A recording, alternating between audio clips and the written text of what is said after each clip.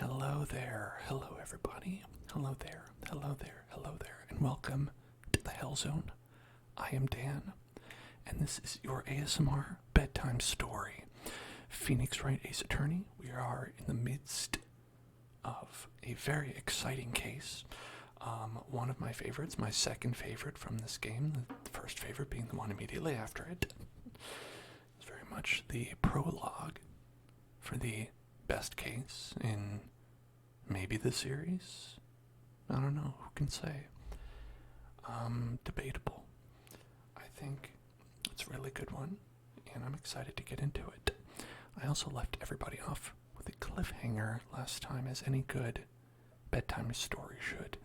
Just making sure that everyone who's listening, watching, is just like, I just want to know what's next. I'm so amped, I'm so hyped.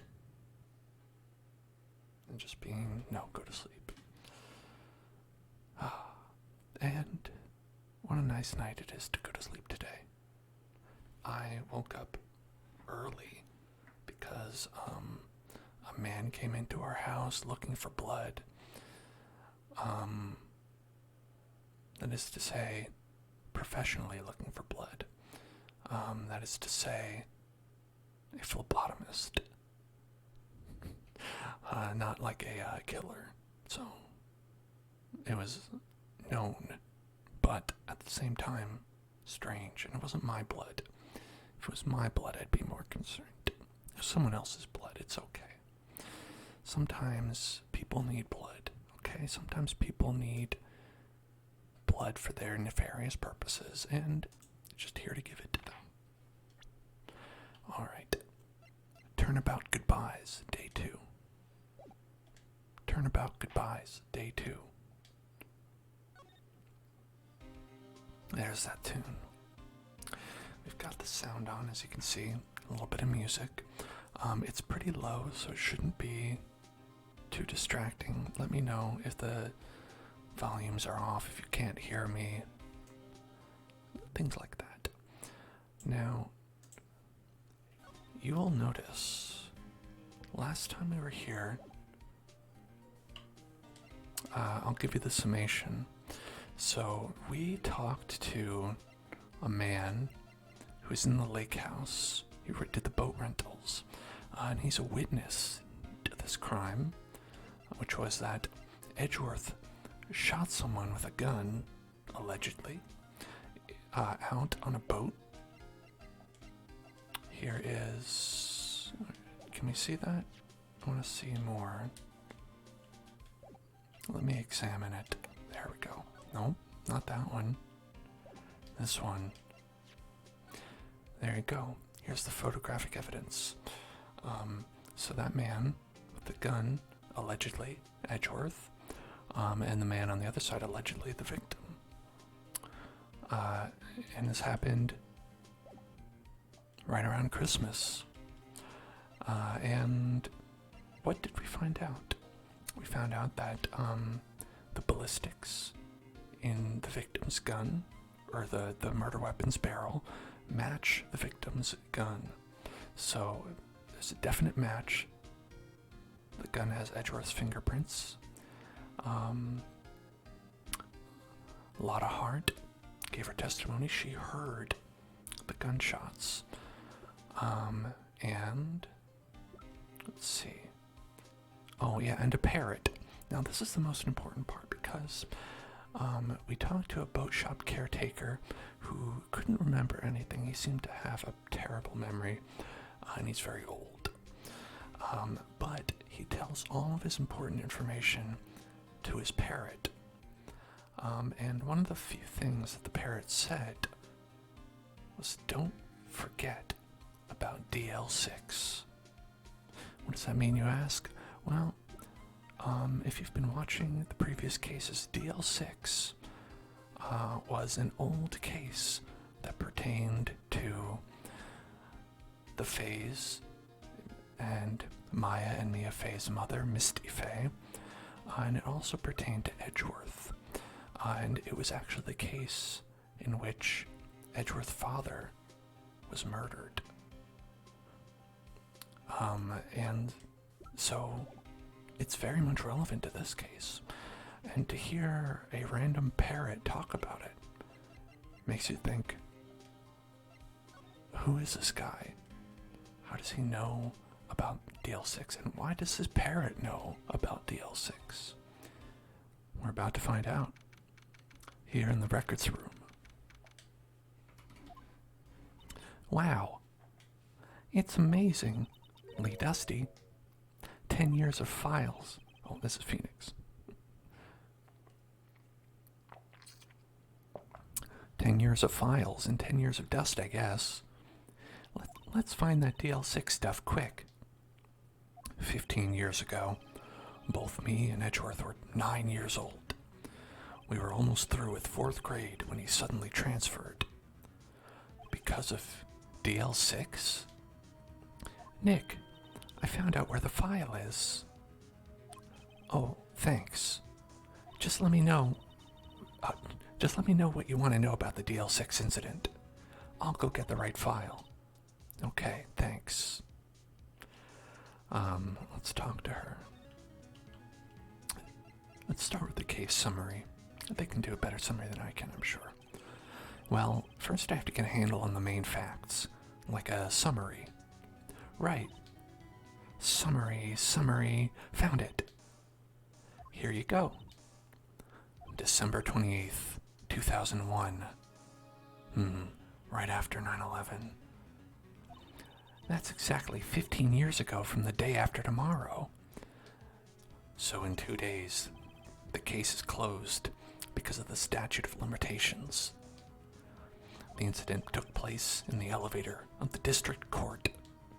What? Is this the same district court where we're holding the trial now? Looks like it.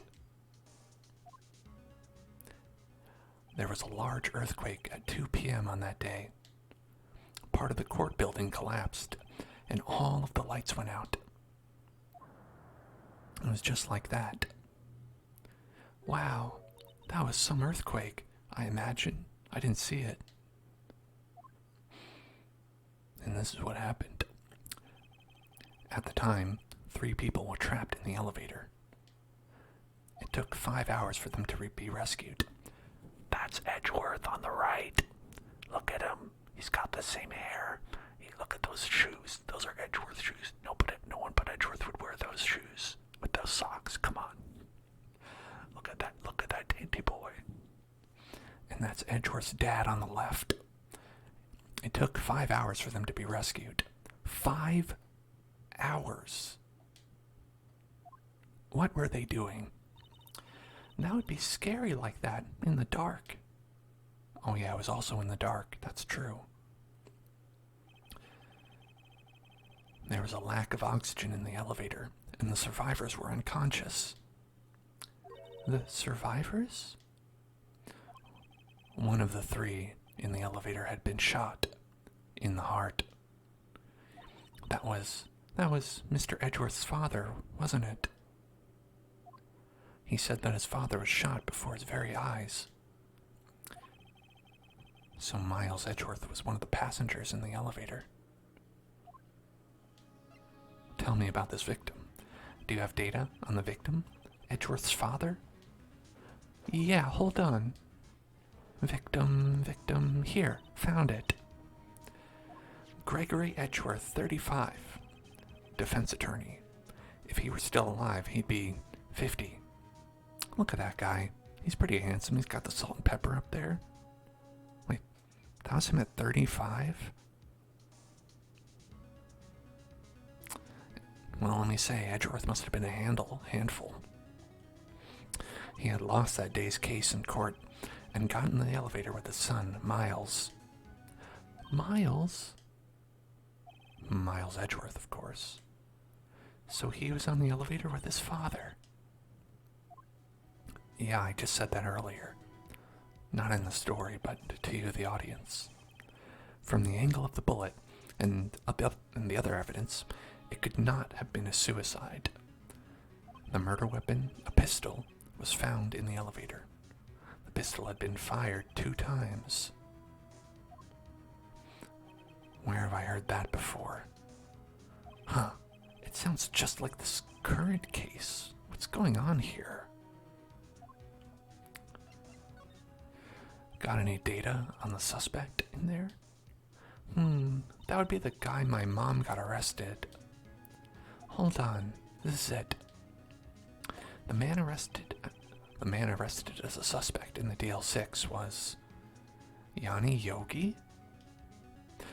He was a clerk in the court, apparently, with a wild name, Yanni Yogi. So he must have been the third person in the elevator.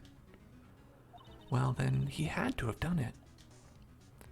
But he was found innocent, thanks to his defense lawyer, Robert Hammond. Hammond, the victim in our case. Right. The suspect, Mr. Yogi, was oxygen deprived, so much that he had brain damage. He lost all memory of being in the elevator. After he was declared innocent, he disappeared. Where could Yogi have gone to, I wonder? He may be closer than we think.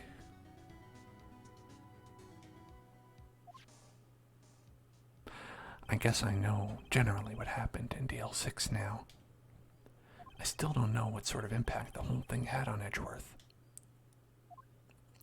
Nick, are we going to take the whole file? There's too much. We'll never get it out. I can't lift this file. It's too big. You're right. It's too big. How about we just take what we think we'll need? DL6 file. Add to the court record. Right. That's probably all we'll be able to find here. Now, all that's left is the trial tomorrow. I wonder how Dad will do testifying in court. Dad. Daddy. What a good stinger.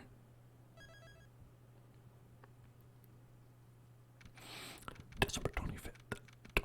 December 27th at 10 o'clock. District Court number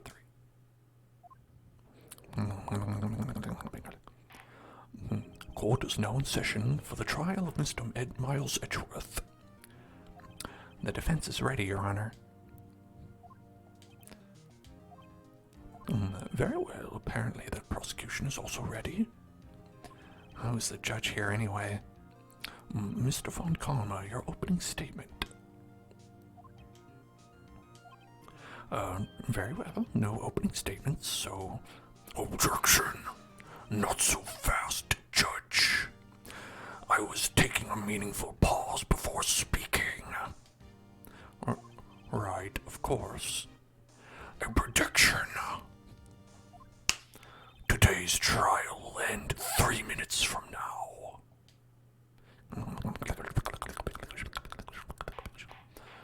Order, order. Mr. Von Karma, what is the meaning of your statement just now? Objection. Bah, must you question everything? It will be over in 3 minutes. We have no time to waste.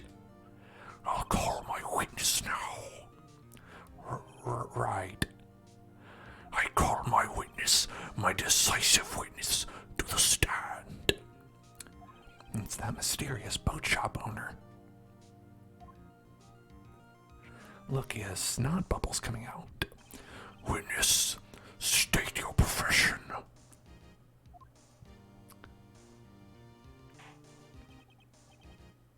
Infected Blitz got the remaster. Gonna start it after work tomorrow. That's nice. Let me know how you like it.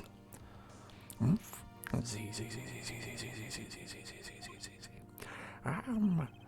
the proprietor of this restaurant, the Wet Noodle Gourd Lake.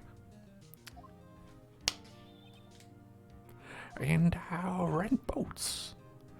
The night of the incident, you were in the boat rental shop, correct? Yep, I was. Please testify. Wait a second. We still haven't heard who this old guy is. Okay. Let me load this up just to make sure. Okay. Objection. Wait a minute. The witness hasn't stated his name yet. Objection. Because I did not ask him, Mr. Wright. Bah. I have predicted this trial will end in 3 minutes. No. Stop asking trivial questions and cooperate. Yeah, right. The witness will state his name. Oh! Z. Oomph. Well, I'm not really sure. Yep. What do you mean? My memory. Your Honor, the witness does not remember anything beyond the last several years.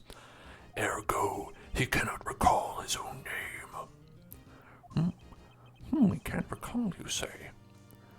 Yes, but the incident in question took place 3 days ago. He can testify. Very well. Let's hear his testimony then, shall we, witness? The night of the murder. It was the night of the 24th, just after midnight, yep. I was in the restaurant where I rent boats as usual, and then I heard a bang, yep. When I looked out the window, I saw a boat just floating on the lake. And then I heard another bang. And just about then, the boat comes back to shore, and a man walks by my window. Very well. I'd like to begin the cross-examination. Objection. There is nothing to question in my witness's testimony. Ergo, no need for cross-examination. Besides, there are only 10 seconds left before our 3 minutes are up. Judge, your verdict now. Yes. Mr. Wright? Yeah, it's 10 seconds. It's all we have. We better... What are you saying? Of course I'll cross-examine the witness. Very well. You'll begin. Excuse me? Mr. Von Karma? 3 minutes just passed. I see. Well, then let's just take our time. You may cross-examine the witness. Geez, why are you adding such pressure to this? The night of the murder. Hello, anime. Meet anime. Have you played these games? It was the night of the 24th, just after midnight. Yup. I was in the restaurant, where I rent the booch, and then I heard a bang. When I looked out the window, I saw a boat, and then I heard another bang, and then the boat comes to shore. A man walks by my window. That's about it. By your window? Yup, by my window. And right outside the window, my little shack. And, could you see that man's face? Oh no, hollow ghost. Sorry to hear you got COVID. I wish you a speedy recovery.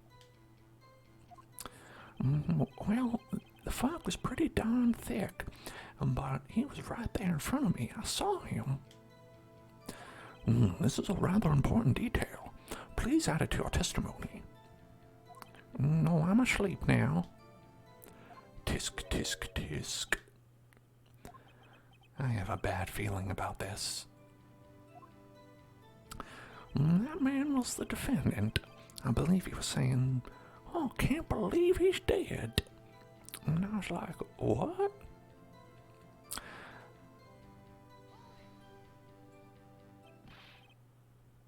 This case was annoying to solve. Don't worry. I don't think we'll have a problem with it. I've played this before. Are you sure?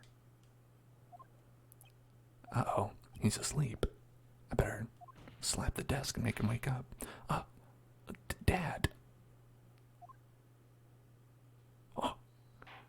Dead certain, Keith. He said, I can't believe he's dead, and as he was walking by, too. Who's Keith? Who is this Keith? Witness, are you sure that the person you saw was Miles Edgeworth? It was him. It was that Edgeworth boy. Anyway, I'm gonna sleep. This sounds like decisive evidence indeed. I see no room for doubt. Von Karma. He lured me into a cross-examining so he could set me up for a fall. Tisk, tisk, tisk. I actually didn't have somewhere to be in 3 minutes. Ha ha ha. I fooled you with my tricky trick. Nick, I don't like the way things are gonna go here. Everyone in the courtroom is glaring at us. I'd better act quick, or this trial's gonna be over. Well, let's just wait and see. That's acting quick, right? Your Honor, we proved in yesterday's court that it could not have been Edgeworth who fired that gun. Objection. Mr. Wright, are you referring to the fingerprints from Edgeworth's right hand found on the gun? And the photograph showing a man firing with his left hand? Yeah, exactly. No. That is easily explainable. He could have wiped his prints after he fired. You're ignoring the truth of the matter here. Everything in this witness's testimony is true. The judge is lost in thought. What should I do? Maybe I should, give him a little kiss. Kiss? Your Honor. Who kissed me? This witness claims that Edgeworth said, and can't believe he's dead. But his word is all we have. If he were telling a lie... Objection. Mr. Wright. In a court of law, the evidence tells all. Apparently, you have yet to realize even this basic fact. If you say his testimony is a lie, show us proof. Nick, do we have evidence? Well, I mean, I guess not. Are you sure? To be honest, I don't know what to do anymore. Please, can you hear me, sis? Please. We need your help. Nick needs you. Tisk, tisk, tisk. Calling on spirits of the dead won't help you now. 3 minutes was perhaps too high an expectation. However, 15 minutes isn't bad. This must be a new record. I can't wait to put this up in my Mario Party Hall of Fame. Enough. The witness may leave the stand. Easy. This court sees no reason to further prolong the trial. And hello, Brock's mom, thank you for joining. Nor is there any need for more time to decide the case against the defendant. This case is extremely clear. I see no reason for misinterpretation of the facts. What? No. Humph. This court finds the defendant, Mr. Miles Edgeworth. Game over. Guilty. The accused will surrender to the court immediately. Time to go to jail. To be held pending trial at a higher court within a month from today's date. And that is all. The court is adjourned. Okay. Game over. But wait.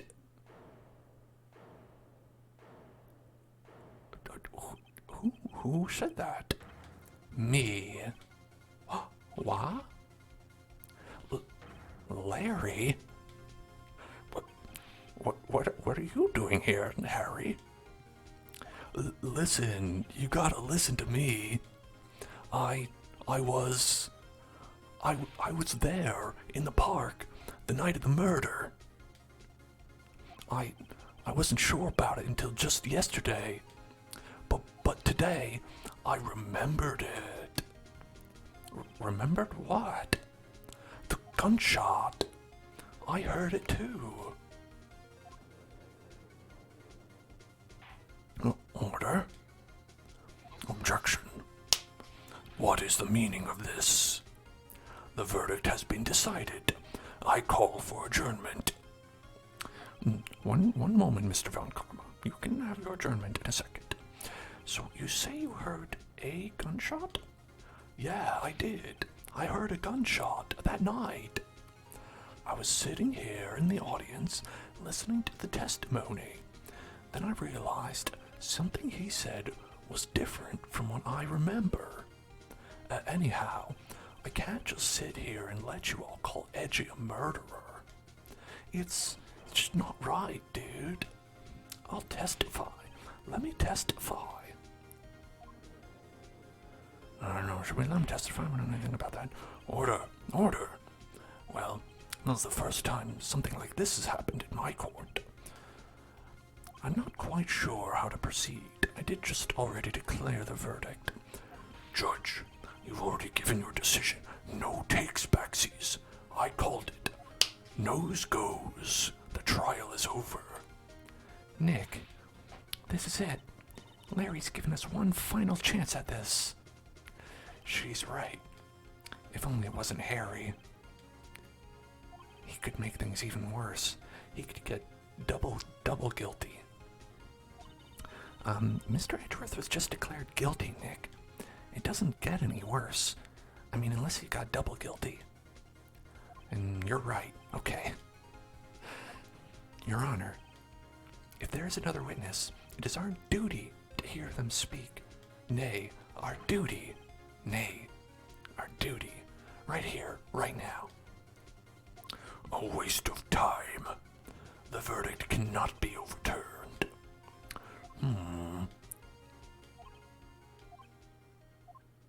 Allow me to speak my opinion. In all court proceedings, it is our duty to prevent an inaccurate verdict. In order to make sure no mistake has been made, every witness should be heard. What is this? This is Phoenix Wright, Ace Attorney. I withdraw my previous verdict of guilty. That's the sound of the taper one.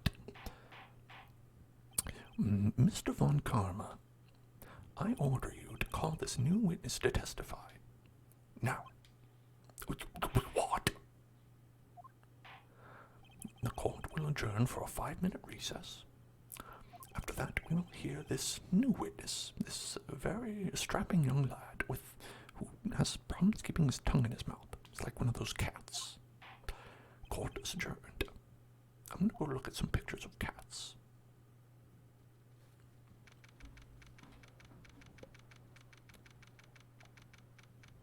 Phew.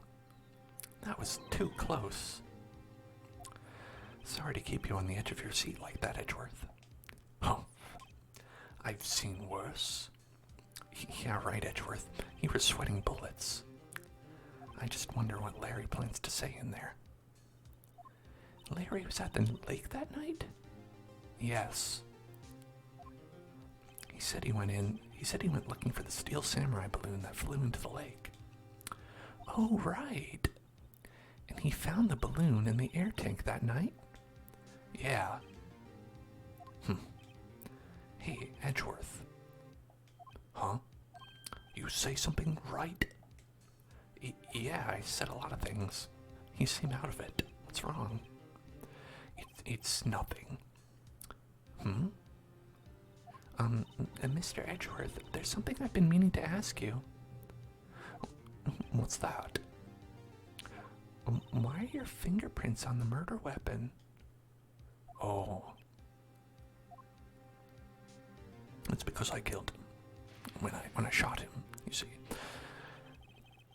When he fell into the lake, I went into a daze. I couldn't understand what had happened. I couldn't think straight. Then, I saw the pistol lying on the floor of the boat in front of me. I picked it up without thinking. I didn't have a reason, really. I just love picking up guns. Don't Don't you do that? Don't you just grab guns? Right. Yeah? Oh, is there that? There's an alarm going off. Alright, now that's done. Phoenix, thank you for the interruption. Yeah? This might be our chance. Our chance? Von Karma has only ever run perfect trials. Perfect trials? Perfectly prepared witnesses, perfectly complete evidence. That's the secret to his success. This is the first time he's ever had to deal with something unexpected. He has let someone he hasn't even talked to testify before the court. And that someone is Larry. What are you getting at? It's likely his testimony will be full of holes, right? That's right, Nick. He can't do anything right. No 10-minute trial this time. We'll milk this one for all it's worth. Hey, it was 15 minutes. 15? Everything depends on Larry now. How does this happen? If there's anything you can trust Larry to do, it's screw up, so we should be good. Court is now back in session.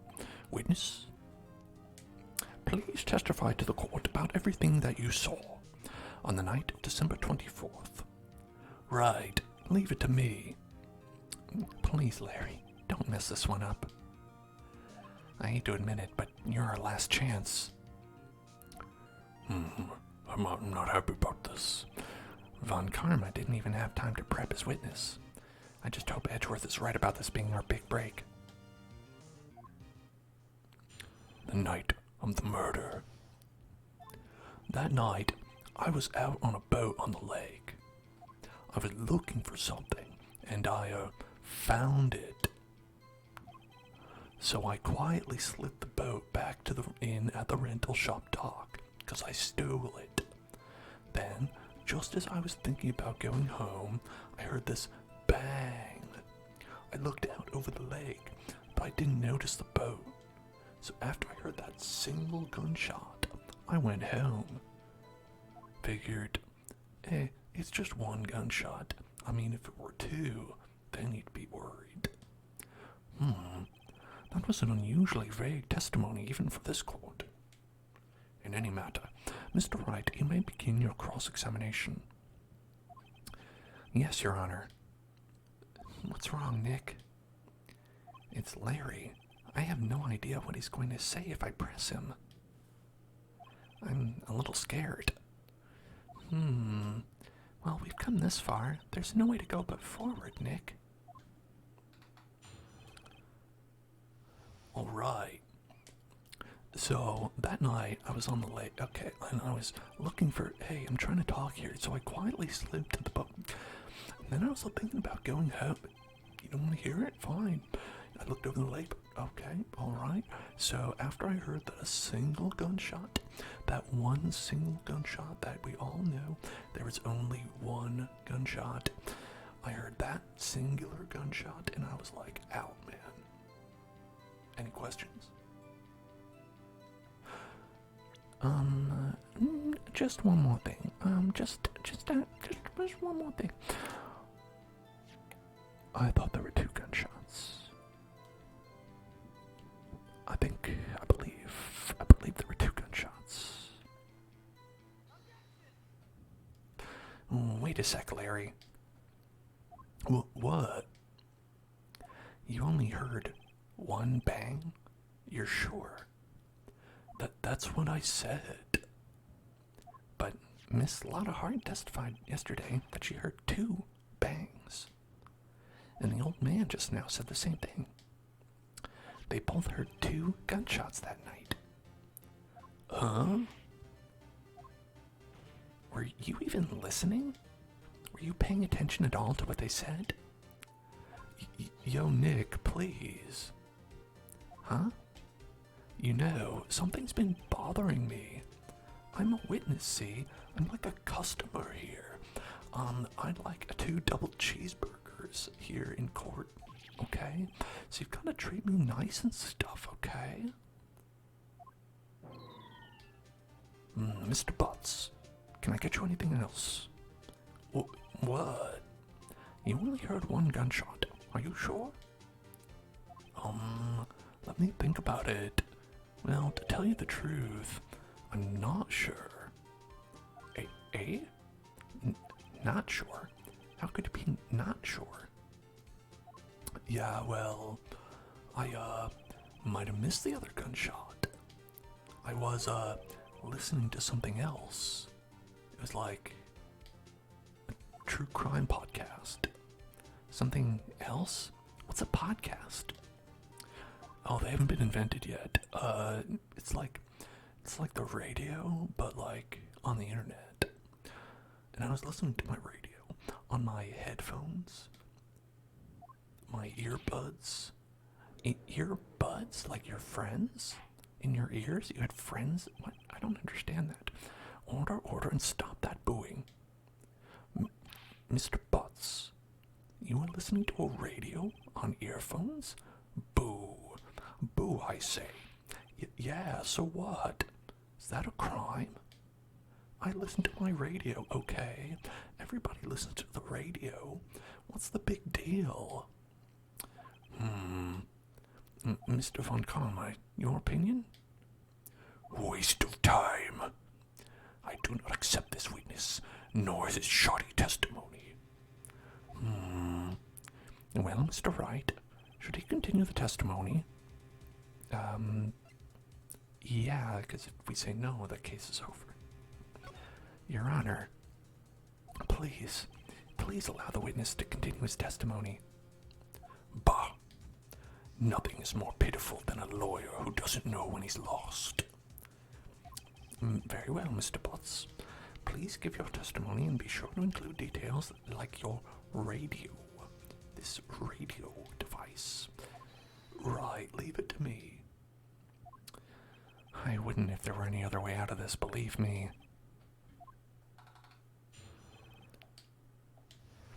It's lonely being alone on Christmas Eve. Oh, that's why I was listening to an all-request show on the radio, see? I was listening it real boomin' loud like. But I'm sure I heard that gunshot. I remember exactly what the DJ was saying when I heard it, too. You were listening to your radio at a high volume. You're going to damage your eardrums, young man. Yeah, what's the big problem? Can't a man listen to his radio in peace? Isn't this the free country of America? Where we eat hamburgers? I truly believe that Larry has no idea what the problem here is. Judge, can you believe a word this witness says? What he heard was probably nothing more than a drum beat from the radio. Here, let me imitate it. It would be like pa, pa, pa, pa, pa, pa, like that. It would go like that. True enough, it would be similar to that, I believe, yes. Wait, Your Honor, it wouldn't go like that at all. The witness said he remembers exactly what the DJ said when he heard the gunshot. Was the DJ playing drums? Excuse me, a DJ? What do these letters mean? An announcer, the guy, not only is a guy who says things on the radio. Anyway, what this means is when he heard the sound, no music was playing. Unless the DJ was drumming. The DJ only talks in between songs, so he could have heard the gunshot from the lake. I'd like to cross-examine the witness, Your Honor. Very well, Mr. Wright. I need to Google what this DJ thing is, and I also need to know what Google is. I don't know if Google existed at this time. I can't believe I'm continuing this charade.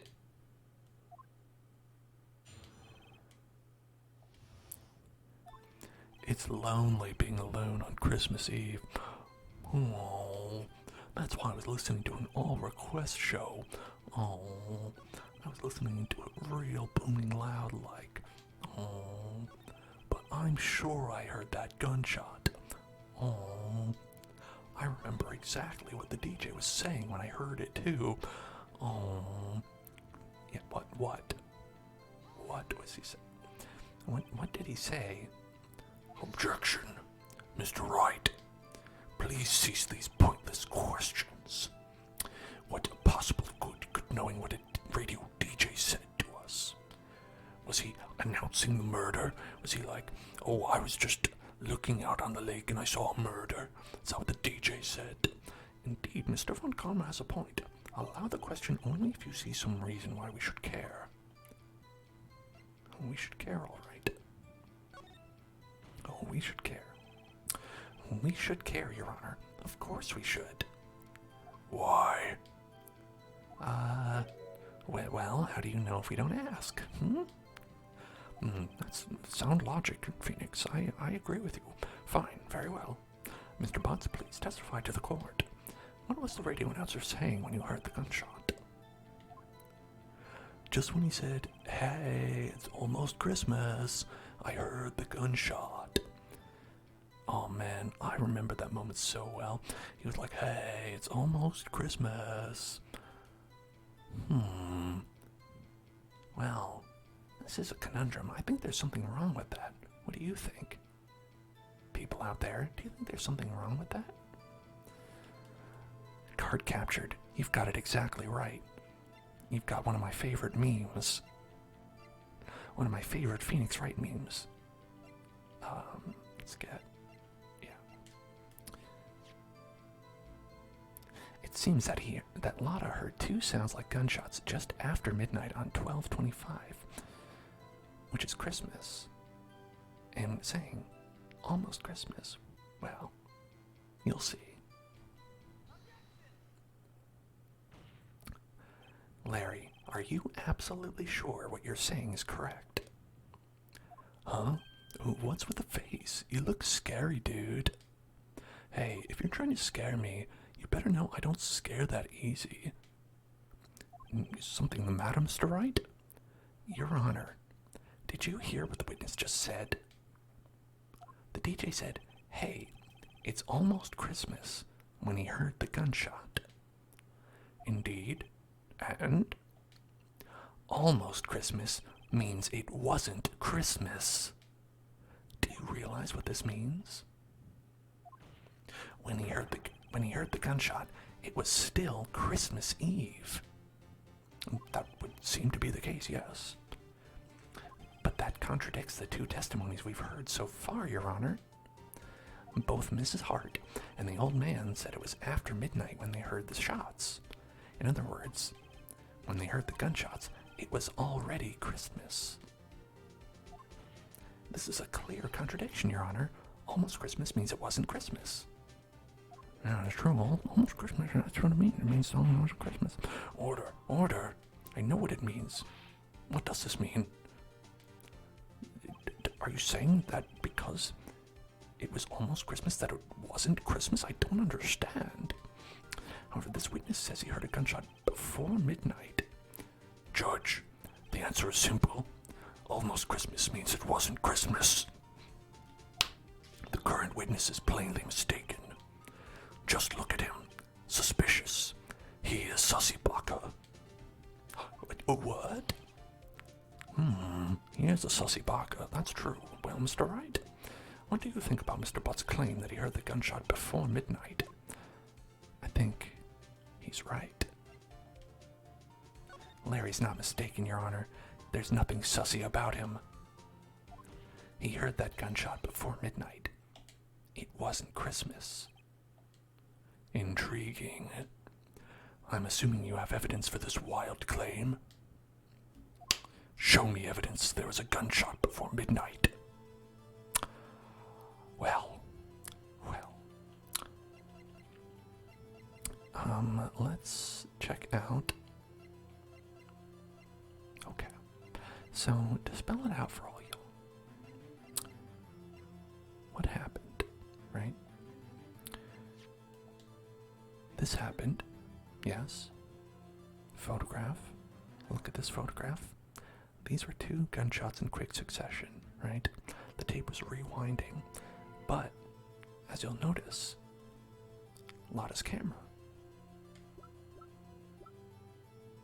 automatically takes a picture when loud noise is detected. Has a little bit of a time that it needs to recharge, right? So it doesn't take pictures automatically right away.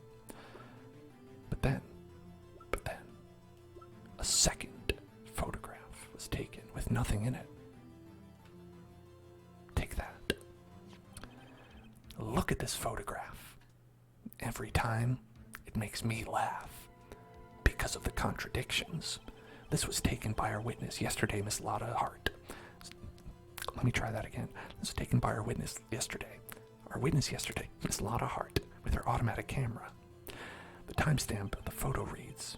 The timestamp on the photo reads December 24th, 11:50 p.m. Oh yeah? But there's nothing on the lake in this picture. Your Honor, the real issue here is not why nothing is shown in this photograph. It is why this photograph exists at all. What do you mean? Your Honor, this photograph was taken by an automatic camera. That camera was set to go off in response to loud noises. Aha! Like when someone very rudely leaves their car alarm on in Dan's apartment. Correct, just like that. There was a loud noise on the lake at 11:50 p.m., like a car alarm. That is why this photograph was taken. In other words, when Larry heard that gunshot, it was most definitely Christmas Eve, which means it wasn't Christmas. Indeed, it would seem that it was the case. That would seem to be the case. But where does that leave us? Miss Hart testified that she heard the gunshot after midnight. Are you claiming she was mistaken? Not at all, Your Honor. It is a fact that the camera also triggered at 15 minutes after midnight. Your Honor, that night there were 2 sets of gunshots with a 25-minute pause between them.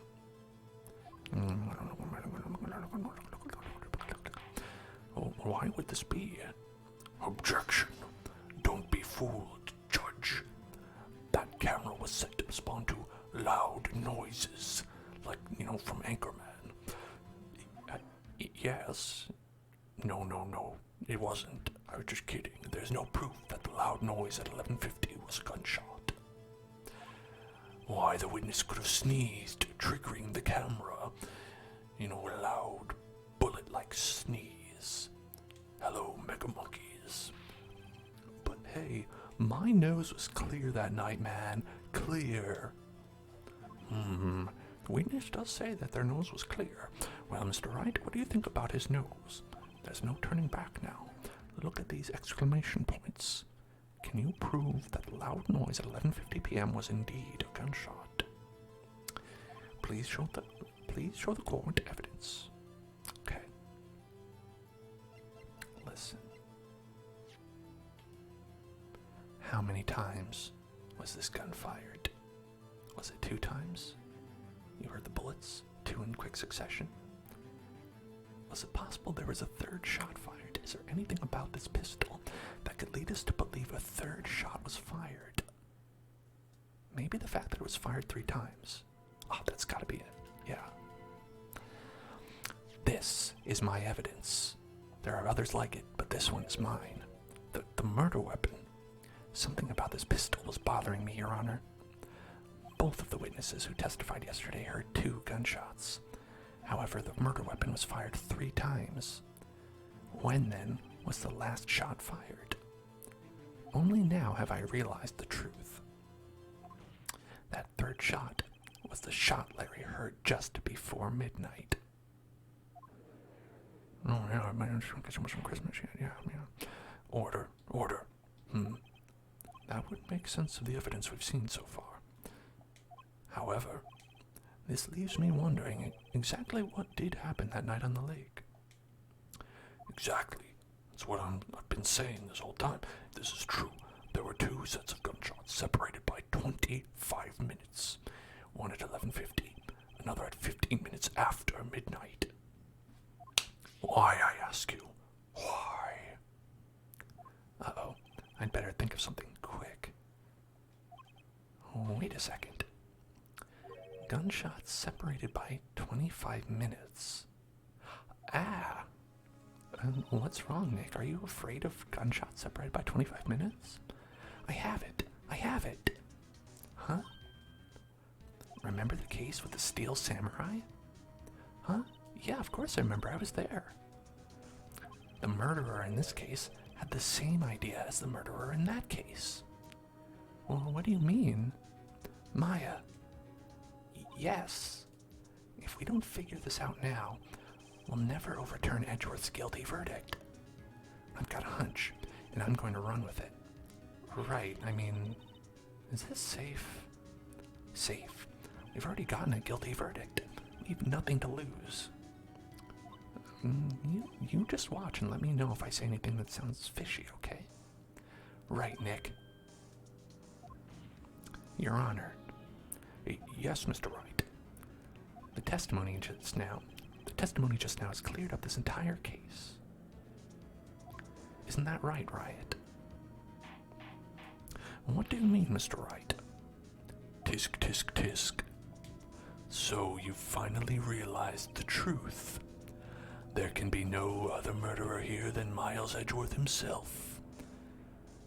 My helicopters are coming to pick him up now.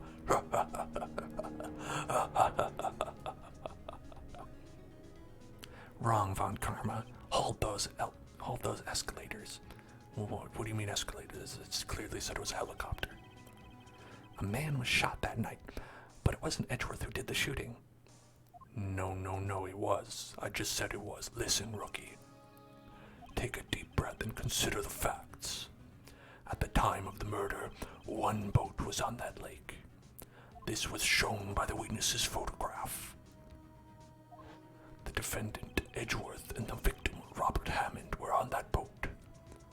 Bang. Ouchie. Sploosh. There was a gunshot fired on that boat, and Robert Hammond fell into the lake.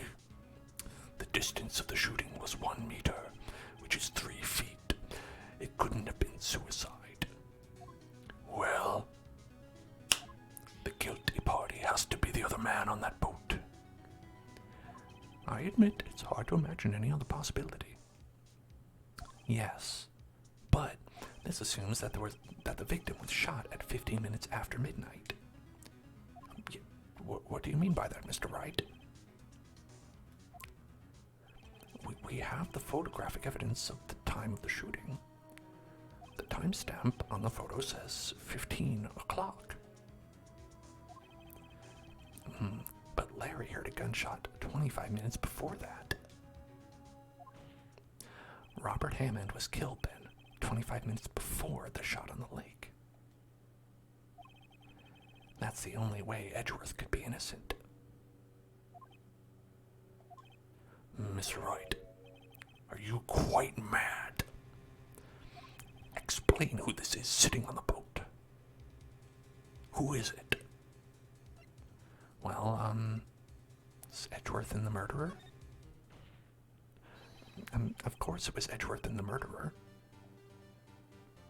Of course. After the murderer killed Robert Hammond at 11:50, he assumed the guise of Mr. Hammond and met Edgeworth.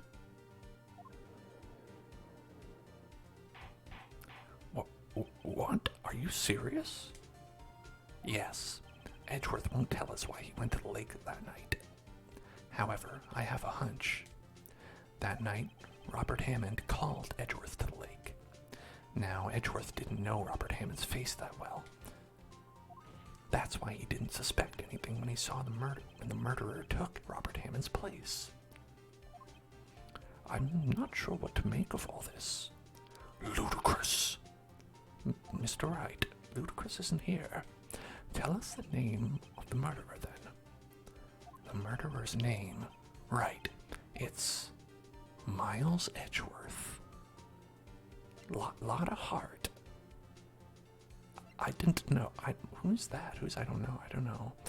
Well, obviously it's got to be one of these two. I mean, obviously Miles Edgeworth is the one who did it. He was there. He was with the murderer. Oh, but wait, how could he be the murderer if he was with the murderer? Oh, well, it's got to be someone else then. I don't know. I give up. Time to leave. I don't know the murderer's name. You don't know? Bah! Again, you waste my time. I don't know because he never told us. What? The murderer is the caretaker of the boat shop. That old man. My father. Oh, not really my father. At 11:50, he was the one who killed Robert Hammond. Card captured. I think I know what you're thinking of. And it might be, are you thinking of the best cross-examination in the entire history of the universe? If so, yes. The caretaker of the boat shop. Where did he do this? There weren't any boats on the lake then. Why would he have to go all the way out on the lake just to shoot someone? May I suggest that the real scene of the crime was not in a boat, was not in a plane, was not on a train. Well then, where did the murderer take place? And the murder, where did that take place? Alright, show the judge where the murder took place. Me? Okay. Right. Oh, a little bit. Okay, this is good enough. Right. The boat shop. Here, of course, the boat shop, where he lives. And that way he could meet with the victim without anyone seeing. Objection. Do you have proof that the boat shop was at the scene of the crime? That didn't make sense. Sorry. Recall Larry's testimony, if you will. Look at that. It was like going whoa, all wild and crazy. That night he was out on the lake in a boat, searching for something.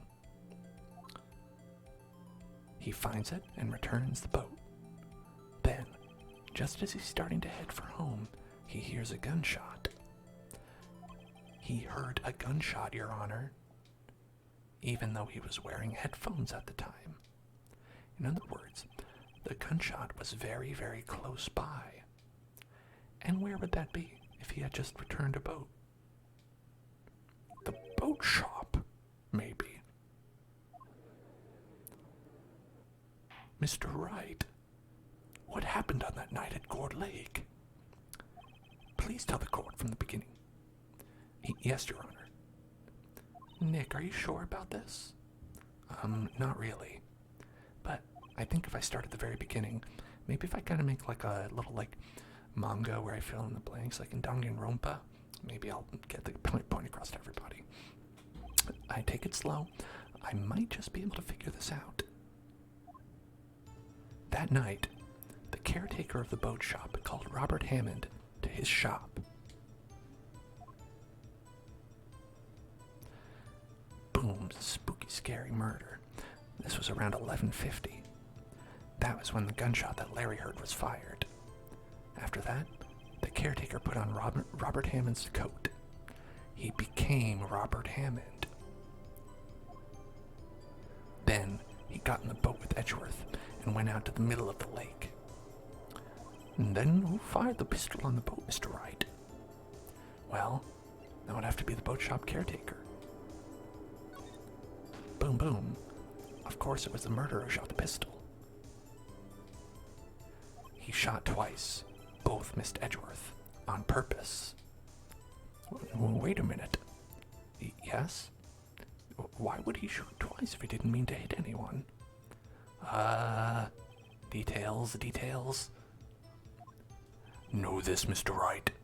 The moment you run out of explanations is the moment you lose.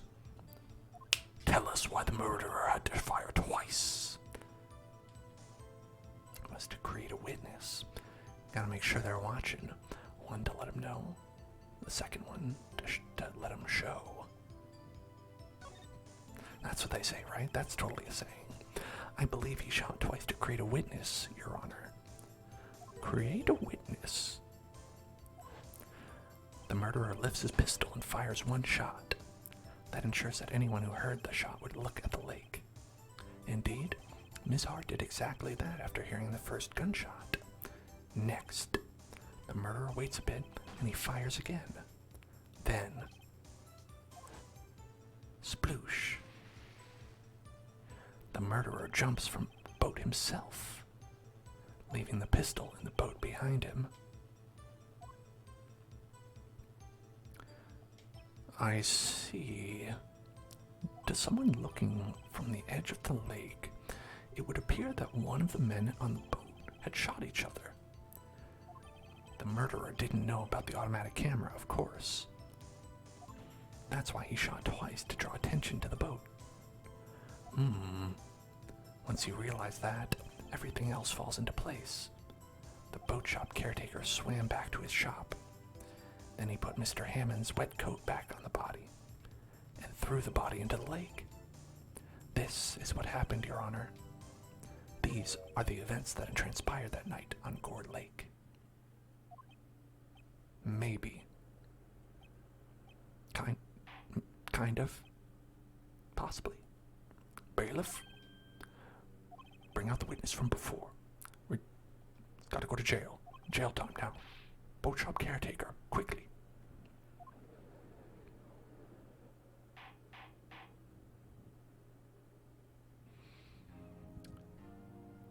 Very well. While we are waiting for the caretaker, I would like to ask the defendant, Miles Edgeworth, a few questions. Mr. Edgeworth, please take the stand. Hello. Mr. Edgeworth, you heard what the defense said? Yes. Well, why did you go to the lake that night? What Wright has said was mostly correct. Astonishingly so, actually, considering I told him nothing. Yes. Several days ago, I received a letter. The letter was signed Robert Hammond. He asked me to come to a boat shop by the lake at midnight on Christmas Eve. He said he had something very important to discuss with me.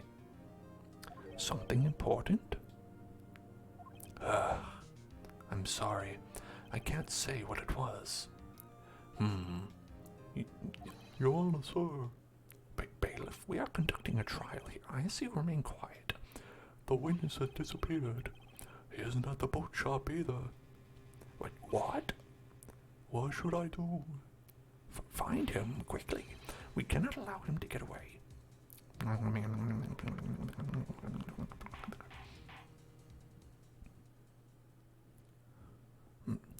Mr. Von Karma, your witness has disappeared.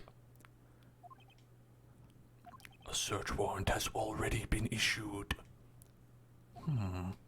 It goes without saying that I cannot declare a verdict under these circumstances. I will extend the trial until tomorrow, the final day allowed. I request that the police department utilize all its forces to find that witness. Am I understood? One more thing. Just who is that boat shop caretaker? I think his identity has become very important to this trial. Because, if you're going to be the murderer, you probably need an identity. I want him. And I want to know him. Judge, focus. Very, very well. Court is adjourned. He was just so perfect. I need to get those digits. Yay, Nick, you did it. Yeah. Well, at least we got out from under that guilty verdict. And what about Larry? That was something else. Even Von Karma didn't know what to do with his testimony. Larry really helped us out. Sure, once I sifted through his unique testimony. Still, he did save us. I just wish our cases weren't so down to the wire all the time. I know what you mean. Sometimes I feel like it's us on trial instead of our clients. Hey, Edgeworth. Mr. Edgeworth? Oh, did you say something? Don't look so pained. I mean, it looks like you're probably gonna get off the hook. You could try to smile, just a little. Relax. I'm sorry. But I fear it's not over for me yet. What do you mean? Right. There's something that's been troubling me for a long time now.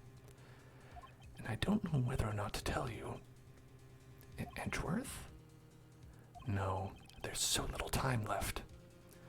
I want to tell you, to get it off my chest, but I can't make up my mind. Should I confess? Or what is this about, Edgeworth? It's a nightmare I've had. Losing you. A memory of a crime that I committed. A crime you committed?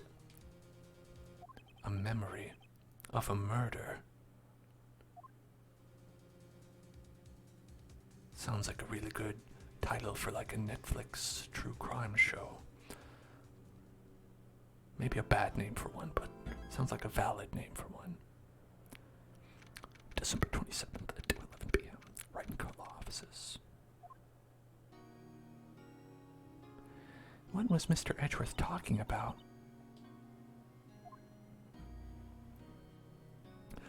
A memory of a crime that I committed. A memory of murder. Do you really think Mr. Edgeworth killed? She Loved Lucky asking, what do my parents think of my ASMR? I don't know if my parents even know, like, what Twitch is really. So, I'm sure they don't really think anything about it. I don't believe it. Not Edgeworth. Some painful memory has been troubling him recently. But he'd never take someone's life. Never. Nick. Yo, how's everyone doing? Let's party. I've got some brewskis. What do you think of my performance today? I wasn't even at the lake. I had him swooning in the aisles, huh, Maya? Swooning? Me? Oh yes, I do remember feeling faint. Right on. Tell me the truth. It was like love at first sight, right? Right, Nick? Thank you for falling, Rookie Reaper. Totes awesome of you. Huh? Me? Well, maybe my heart skipped a beat or two. Huh. I think you can do better than that. My former friend. Come on, I saved Edgeworth in there, dude. Edgy. You guys should be bowing before me. Yeah, bow before your hero. Well, let's do a little bow. A little bow for our buddy. Okay. Let's just look at this plant. I'm gonna ignore you, Larry. Okay. Let's talk. Larry, you really helped out in the trial today. Yeah, you did. If you weren't there, Larry, I'm sure Mr. Edgeworth would have been found guilty. But seriously, Nick, that boat shop caretaker guy is pretty suspicious. But Edgy ain't off the hook yet. Way to spoil the mood, Larry. Hey, I'm just a guy sitting in the audience, you know. But from where I was sitting, Edgy seemed pretty edgy. I mean, can you really know he's telling the truth about that night? Nick?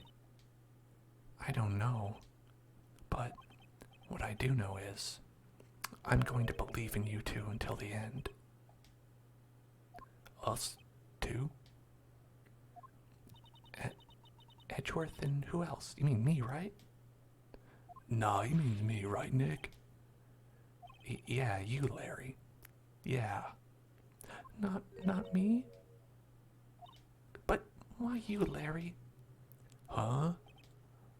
Actually, yeah, why me, Nick? I'm not really trustworthy.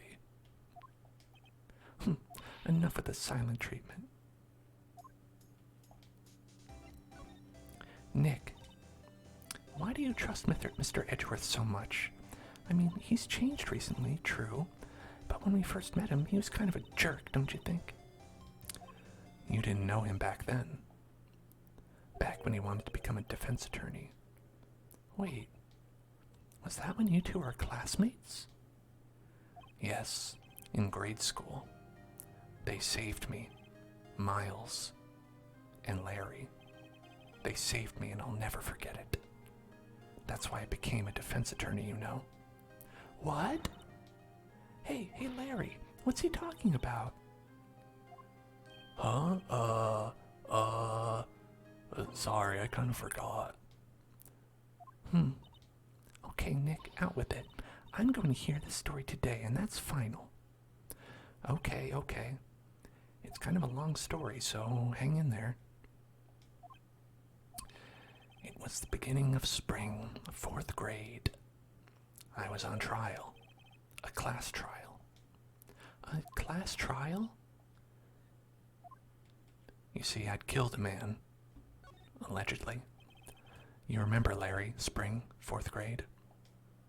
A kid in my class got his lunch money stolen. Lunch money? Our school was really small. Every month, kids would bring in an envelope with money for lunch from home. Huh, I see. Anyway, this kid's envelope disappeared with 38 United States dollars still inside.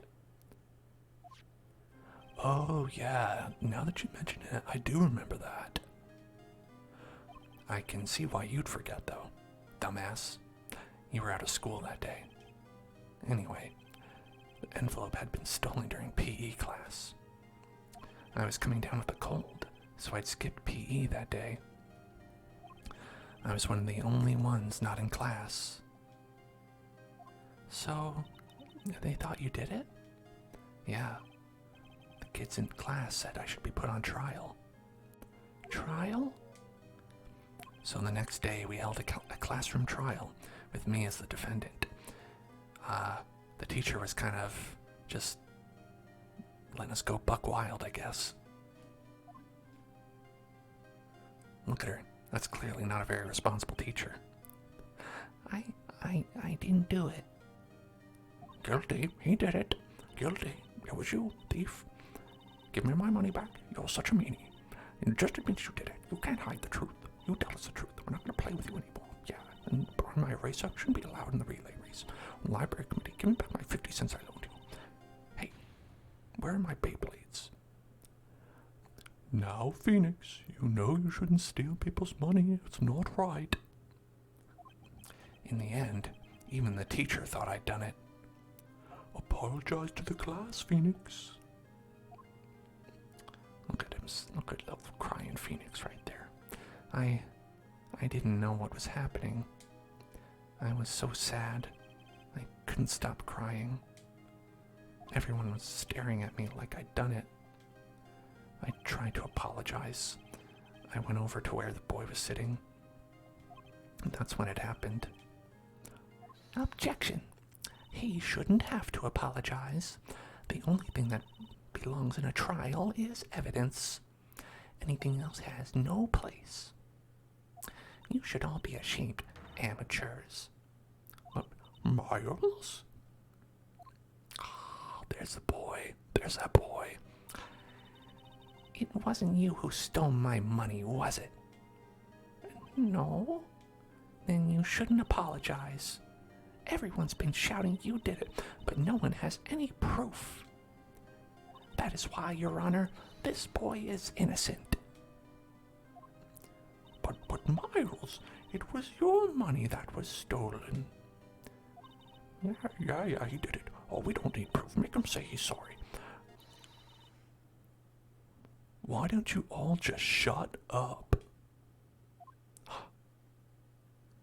This is always how it is. Everybody ganging up and picking on one person. Just think how he feels. He said he didn't do it, so he didn't do it. I got a runny nose. Very well. I will replace the money myself, $38. This class trial is over.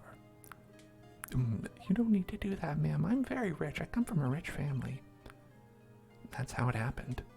After that, the three of us were always friends. Until the incident. Wow, I had no idea. Yeah, I had no idea either. I mean, I forgot. I remember, like, important stuff. That's when I learned what it meant to be alone. Totally alone. Without a friend in the world. You did a good thing, Larry. Yeah, well, I was just lucky that I took the day off from school. If I'd been there, they would have thought I'd done it. So I took it kind of personally, see? When something smells, it's usually the butts. That's my little catchphrase for him. Anyway, Edgeworth and I talked after the class trial. That's when I heard his father was a defense attorney. I remember his eyes would shine when he talked about his father. I'm going to become a defense attorney, just like my dad. A famous defense attorney. And he just sounded a lot more like a baby that time. I don't know why. And then a few months later, he suddenly transferred to another school. The DL6 incident. Right. I'm not sure, but the transfer probably had to do with his father's death. That's so sad. It was several years later when I heard Edgeworth's name again. There was an article about him in the newspaper. Yeah, card captured. I love this story too. The headline was something like, "Dark Suspicions of a Demon Attorney." It's kind of sensationalized, really. Fabricating evidence, manipulating testimonials, covering facts. The article said he'd do anything to get a guilty verdict. Anything. But why? What happened? I mean, that's not the Edgy I used to know at all. That's what I thought too. I tried to get in touch with him. I don't know how many times. He never replied. I guess he didn't want to see his old friends. I couldn't just drop it though.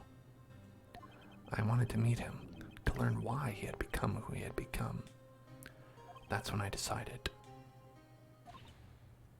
Wait, you don't mean... That's why? That's why you became a defense attorney? To meet Edgeworth? Well, if I was a defense attorney, I knew he'd have to meet me whether he wanted to or not.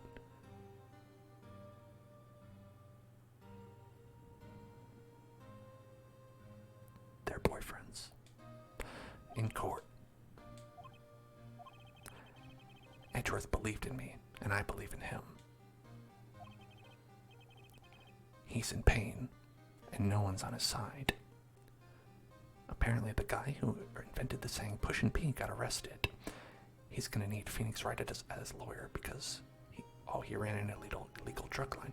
So are you trying to tell me, Rorb, that he was pushing product?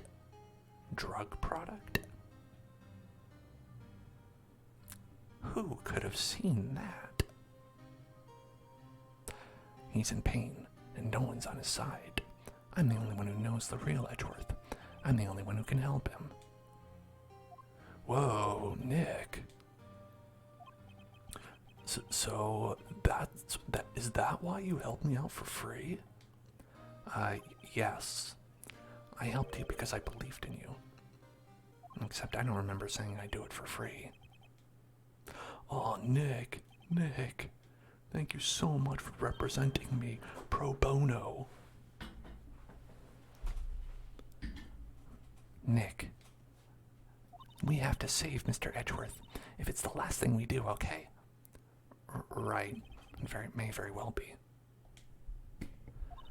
First, there's that rental boat shop caretaker. We need to find out who or what he is. Are you suggesting he's not a person? I'd settle for who. I guess I can clean out this evidence I no longer need. I'm just saying, Nick, what if he's a robot? Have we ruled that out completely. That's true, Maya. Or he could be a vampire. Right? Or Frankenstein. You know, you never know. It's true. We'll have to analyze him for Frankenstein qualities. Do we have a Frankenstein detector? Okay. Next, we are going to get the Gourd Lake. Gonna go to the Gourd Lake. Wait, do you think the custodian is Gordy? Maybe he's been the monster of the lake this whole time and he's been transforming. An animorph. Hey pal, long time no see. Oh, Detective Gumshoe. Close one today, eh? I got so worked up, I snapped my tie in half. Sorry about that. No problem, pal. Thanks to you, we now know who really did it. And I've got like 17 of these. You mean the boat shop caretaker? Look, I'll make you a promise. I'll have that scoundrel in my custody by trial time tomorrow. Come what may. It's my duty to you as a police officer. Now I'm off to catch me a criminal. Detective Gumshoe sure is active today. Oh, one other thing. One more thing. Eek. No one can go into the woods today. The woods? Where a lot of us camping?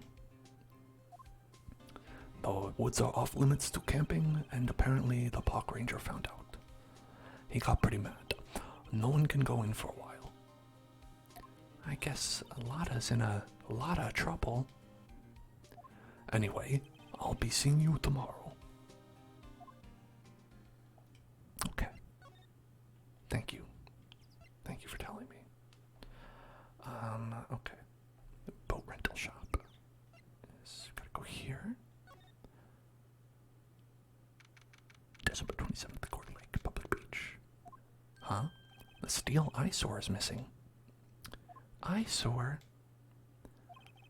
Looks like the hot dog stand is closed too. I definitely think that's yakisoba pan in the Japanese version. And they were just like, it kind of looks like a hot dog. Maybe we could make it a hot dog. I guess Larry's been too busy with the trial to show up for work.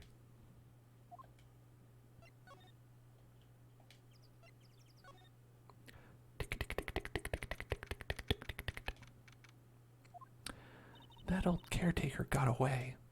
Yup. I never imagined he might be the real murderer. Ugh, hello.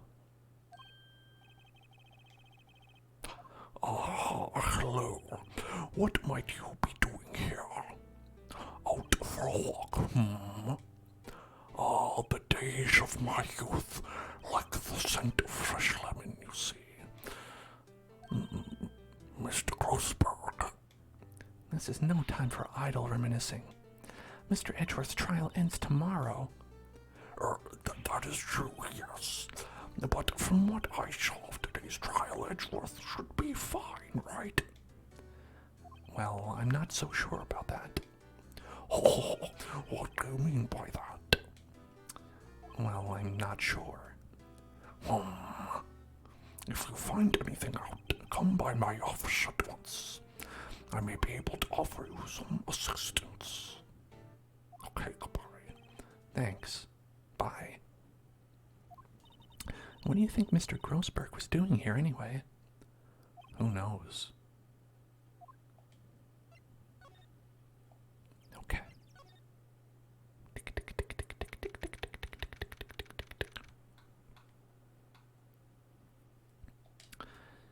Okay. Hey, pay attention. Hey, pay attention. Look at me. It's time to get tingles. Time to get tingles. Time to get tingles. Hey, listen. Hey. I know I said this is a stream where I'm supposed to have the viewer rewards disabled, but I forgot. So, get tingles, get tingles, get tingles, get tingles, get tingles, get tingles, get tingles, get tingles, because it's hard to tell a story. You're taking breaks. Okay. Okay. we go.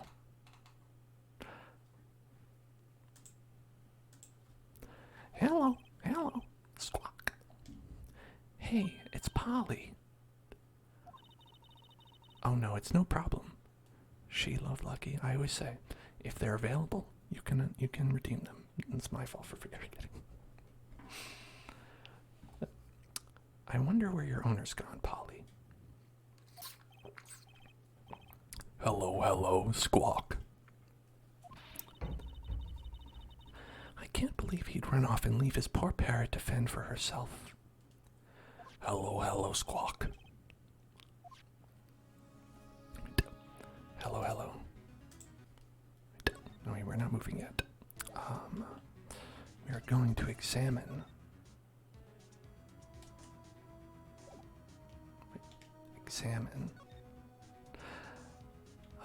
the safe. We know the code, so we can get in. That reminds me, Nick. Polly here knows the number to the safe, right? Yeah, that's right. Polly, what's the number to the safe? 1228. Let's open it, Nick. Come on. I'm sure there isn't any money in there. Aw, but hey, he keeps it locked, right? So there must be something of value in there. I'm not so sure. Okay, Nick, let's see what's in there then. I guess there might be a clue, or two. The only thing in here is a letter. A letter? Aw, boring. There's no name or signature on this thing. It's handwritten in a very precise, clear letters. Get your revenge on Miles Edgeworth. Edgeworth? I know that guy. Nick, why would Edgeworth's name be on here? How should I know? I'm gonna read the whole thing. Get your revenge on Miles Edgeworth. It also says, this is your last chance. Now is your time to get revenge on the two men who ruined your life. The rest of the letter goes on to describe the murder plot in detail, how to kill Robert Hammond, and frame Edgeworth. Calling Edgeworth out to the lake, getting on the boat, firing twice. This is exactly what I figured out today in court. It's all here, in perfect detail. What do you think it means, Nick? I don't know, but it looks like these are instructions for that caretaker. When he killed Robert Hammond and called out Edgeworth, he was following instructions. But who could have written that letter? And what does it mean to get revenge on Miles Edgeworth? Look, I don't know, okay? But one thing's for sure. This letter is an amazing clue. I love this. This is a beautiful clue. This is the most precious clue I've ever seen in my life. I mean, that's fair. It does actually, highlight and describe the exact murder as it occurred. That is pretty good. If only it was signed. Okay. And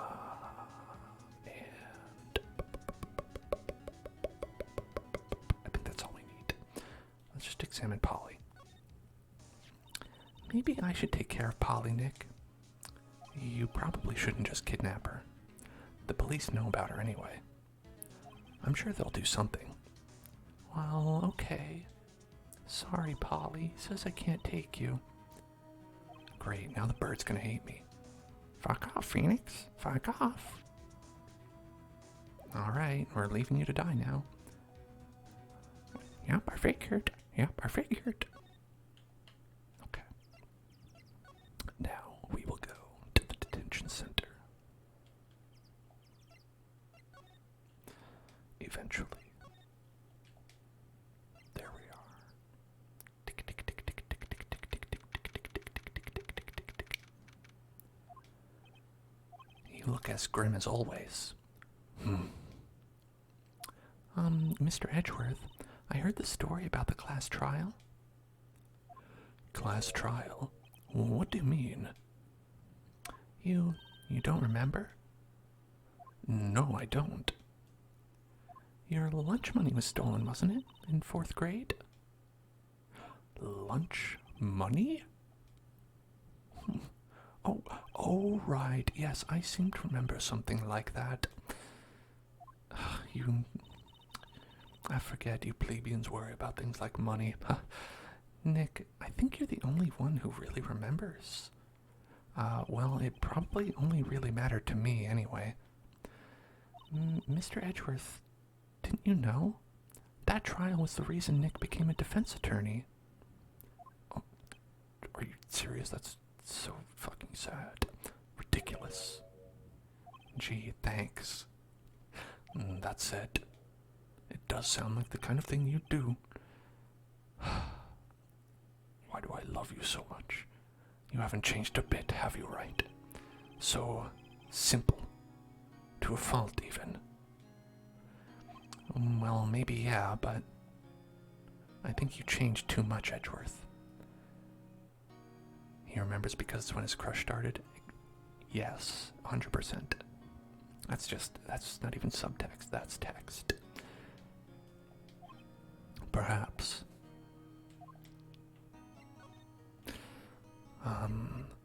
Why prosecute? Why prosecute? Hey, Edgeworth, why did you become a prosecutor anyway? You used to look up to your dad. You said you wanted to be a defense attorney, right? I couldn't let myself deny reality. Like you. What do you mean? Drink your water, Phoenix.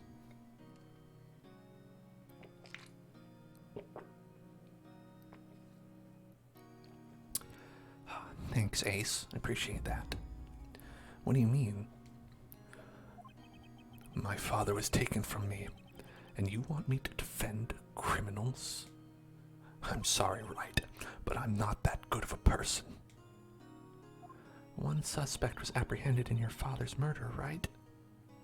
Yes, the man trapped in the elevator with my father. His name was Yanni Yogi. He had to be the shooter, any way you look at it. Yet, he was found innocent. That defense attorney got him off the hook. That would be Robert Hammond. On that day, 15 years ago, the three of us were trapped in that elevator for 5 hours. When we were rescued, we all suffered oxygen deprivation. I had lost all memory of the murder. Lost your memory? Even now, I can't recall what happened in that elevator. That was the crux of Yogi's attorney's argument in the court. He claimed Yanni Yogi had been not of sound mind due to the oxygen deprivation. Yogi was released due to a lack of evidence. Innocent. That's when I changed my mind. I started to hate defense attorneys. They're all little babies. Like you, Phoenix. And what's your relationship with Von Karma? He's my teacher, and a man who deserves respect. I learned everything I know of courtroom techniques from him. So, he's like my sister was to you, Nick. He is a perfectionist in all things, in court, in his personal life. He is obsessed with doing everything perfectly. Perfectly, huh? In all the cases he has taken on, none were left unsolved, and not one suspect was declared innocent, ever. But that's... I know. It's possible some of the suspects were indeed innocent. However, it is impossible for us to accurately determine that in every case. All Von Karma does is his job, to find the suspect guilty, perfectly. In any case, it's nigh well impossible to find a weakness in him. Should a weakness appear, he would do everything in his power to make it go away. Edgeworth, if what you're saying is true, you're headed for a guilty sentence tomorrow. He's right. Now's no time to praise the enemy, Mr. Edgeworth. Humph. It is a strange situation in which I find myself, I'll admit. No kidding. Well, see you later, I guess. Do you have any, like, cookies or anything I could have? Maybe something from the snack machine. I'm pretty... Kind of sucks back here. Oh, I actually do have something for you. Oh, you do? Some cookies? Just a little bite to eat, maybe? Some Little Debbie's. No, it's this letter. Edgeworth, see this letter? This came out of the safe in that shack where that boat rental caretaker lives. I see. Huh. Revenge? On me? Who is that old guy anyway? I don't know. Could he be an innocent defendant you got declared guilty or something? Nice, right? But I don't remember that old man, not at all. So he was following this letter then. Which means there was someone else behind it. Now is your time to get revenge on the two men who ruined your life. Two men? Meaning myself and Robert Hammond? It also says, this is your last chance. Last chance? Wait, maybe he's talking about the statute of limitations on the DL6 incident. Huh. Wait, that old man. What is it? Do you know who he is? Yogi. Could he be Yogi? Yogi? Like the bear? No, the suspect in the DL6 incident. The one who was found innocent. Oh, that makes more sense than what I said. Yanni Yogi was a court bailiff at the time. We just happened to be in that elevator together 15 years ago.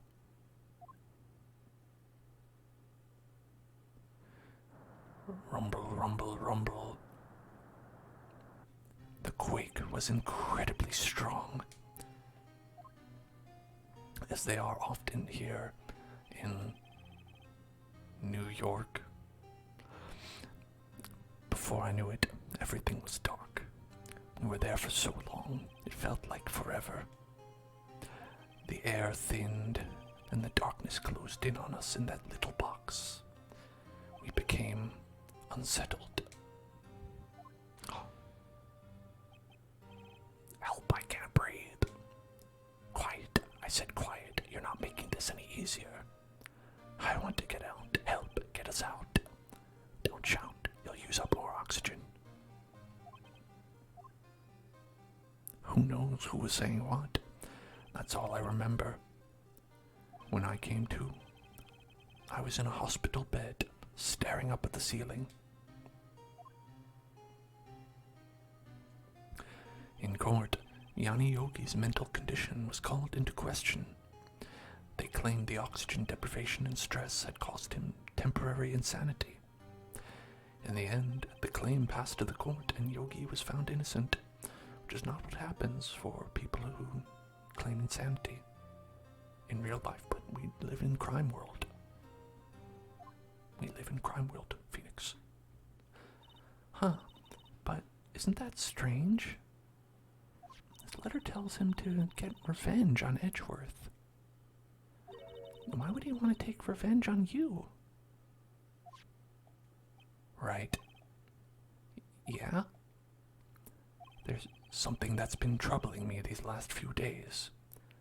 I didn't know whether or not I should tell you. Yeah, you told me about the nightmare. You mean the nightmare? I got it. It's a nightmare I've had. Remember? Do you remember when I said this before? Memory of a crime. You remember when I told you about my dreams, right? I need to tell you about my dreams. Every night. I think the time has come to tell all. For the last 15 years, I've had the same dream almost every night. I wake up in a fearful sweat every time. What kind of dream? It's a dream about my father's killing in the dark. Help! I can't breathe. Quiet. I said quiet. You're not making this any easier. I want to get out. Help. Get us out. And he said, don't shout. You'll just use up more oxygen. You know, that stuff. I can't breath. He said, I was like, why are you saying breath? That's not how you say it, but he did. Spur of the moment thing. You're using up my air. Wait, what? Stop breathing my air. I'll stop you. That was Yana Yogi saying that. What are you? Stop breathing my air. It's mine. No, Father. He's attacking Father. Then I see the pistol lying by my feet. I don't know if it was evidence from that day in court or the bailiffs. In a daze, I pick up the pistol. Get away. And I throw the gun. Get away from my father. Bang. Ooh-ah. And with that scream, I wake. It's a bone-chilling scream. A scream that has rung in my ears for the past 15 years. But that's just a dream, right? Right? That thought is the only thing that has kept me sane for the last 15 years. But what if I'm wrong? What if it's real? They say that sometimes people shut out memories in self-defense. Maybe it was I who killed my father. What? If you think about it that way, this letter makes sense. Get your revenge on Miles Edgeworth. Think about it. Yogi was really innocent. That's why he wanted revenge against me. Wait, Edgeworth, you mean it was me? I was the true criminal of DL6. I shot my father. Oh, this is bad. What are we gonna do, Nick? What can we do? Oh, I don't know. I don't think there's anything we can do, like it or not.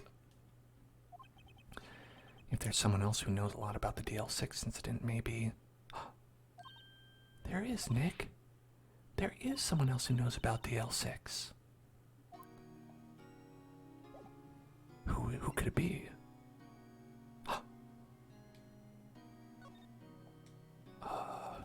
Who could it be? Okay, yes. There is someone.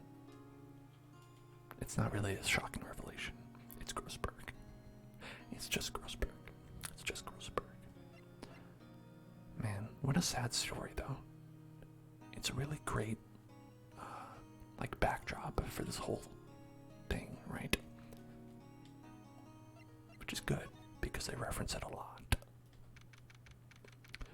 Grossberg Law Offices. Mr. Grossberg. Oh, hello there. What's wrong? You look troubled. No kidding. I can't believe you're not. My. Just calm down and tell me what's happened. It's Mr. Edgeworth. He sob.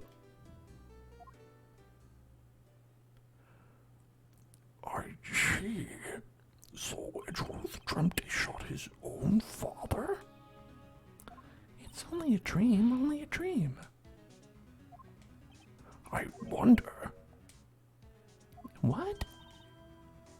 If that's the case, then why do you look so troubled? Oh, well. Also, consider this. The Yogi quite certainly holds a deep grudge against Miles Edgeworth. So deep he'd want to frame him for murder. This leads me to surmise that Mr. Edgeworth's dream was not a dream. It was real. As you imagined. Miles Edgeworth threw the pistol to save his father.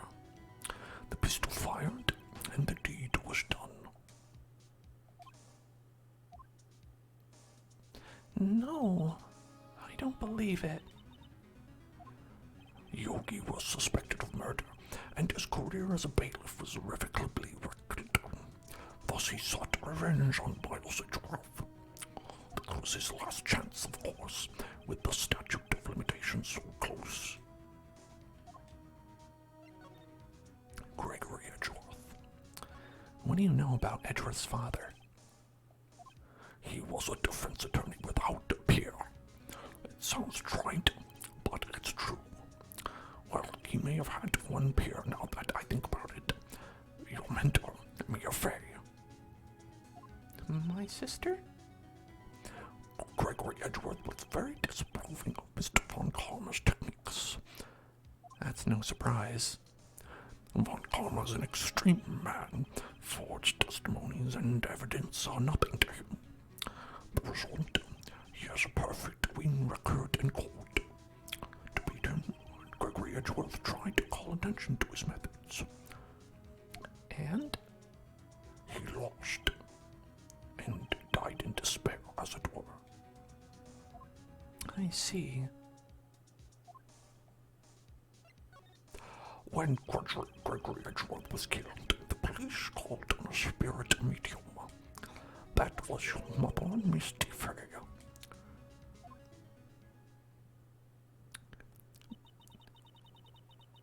I am Gregory Edgeworth.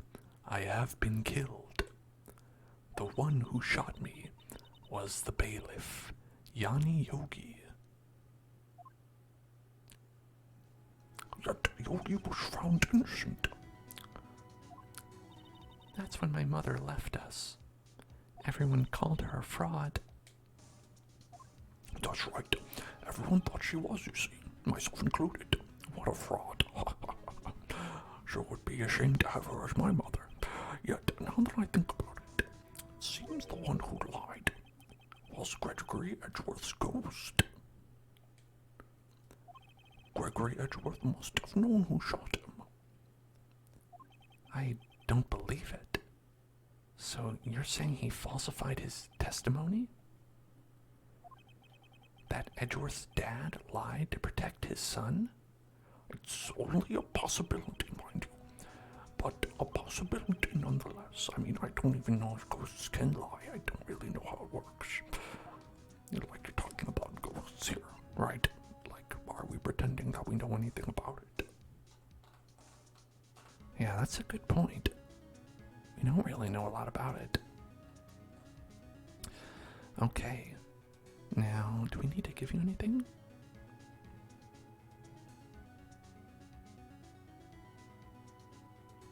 Do you have anything else?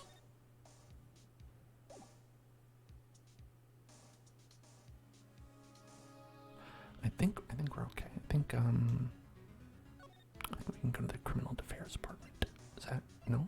No, not yet. Okay, never mind.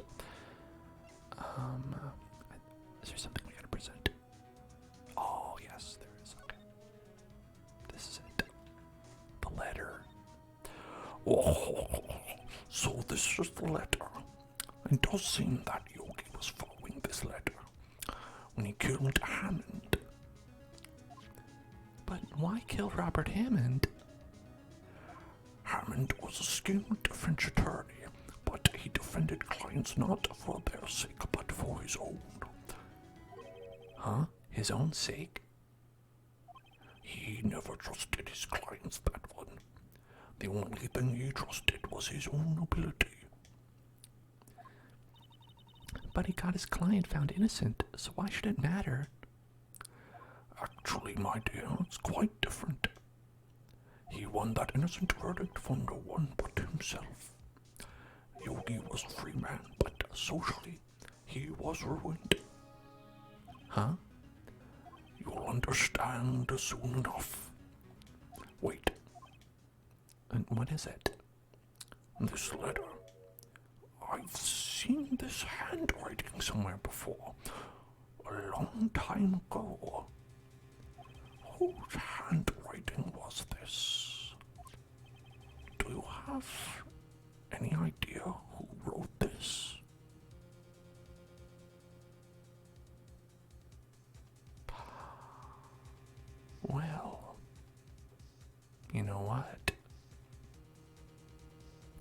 Who do you all think wrote this? Would Yanni Yogi have written it himself? That doesn't make sense. Why would he write a letter to himself? Would Miles Edgeworth have wrote it? To murder himself? Or frame himself for murder? That seems very complicated.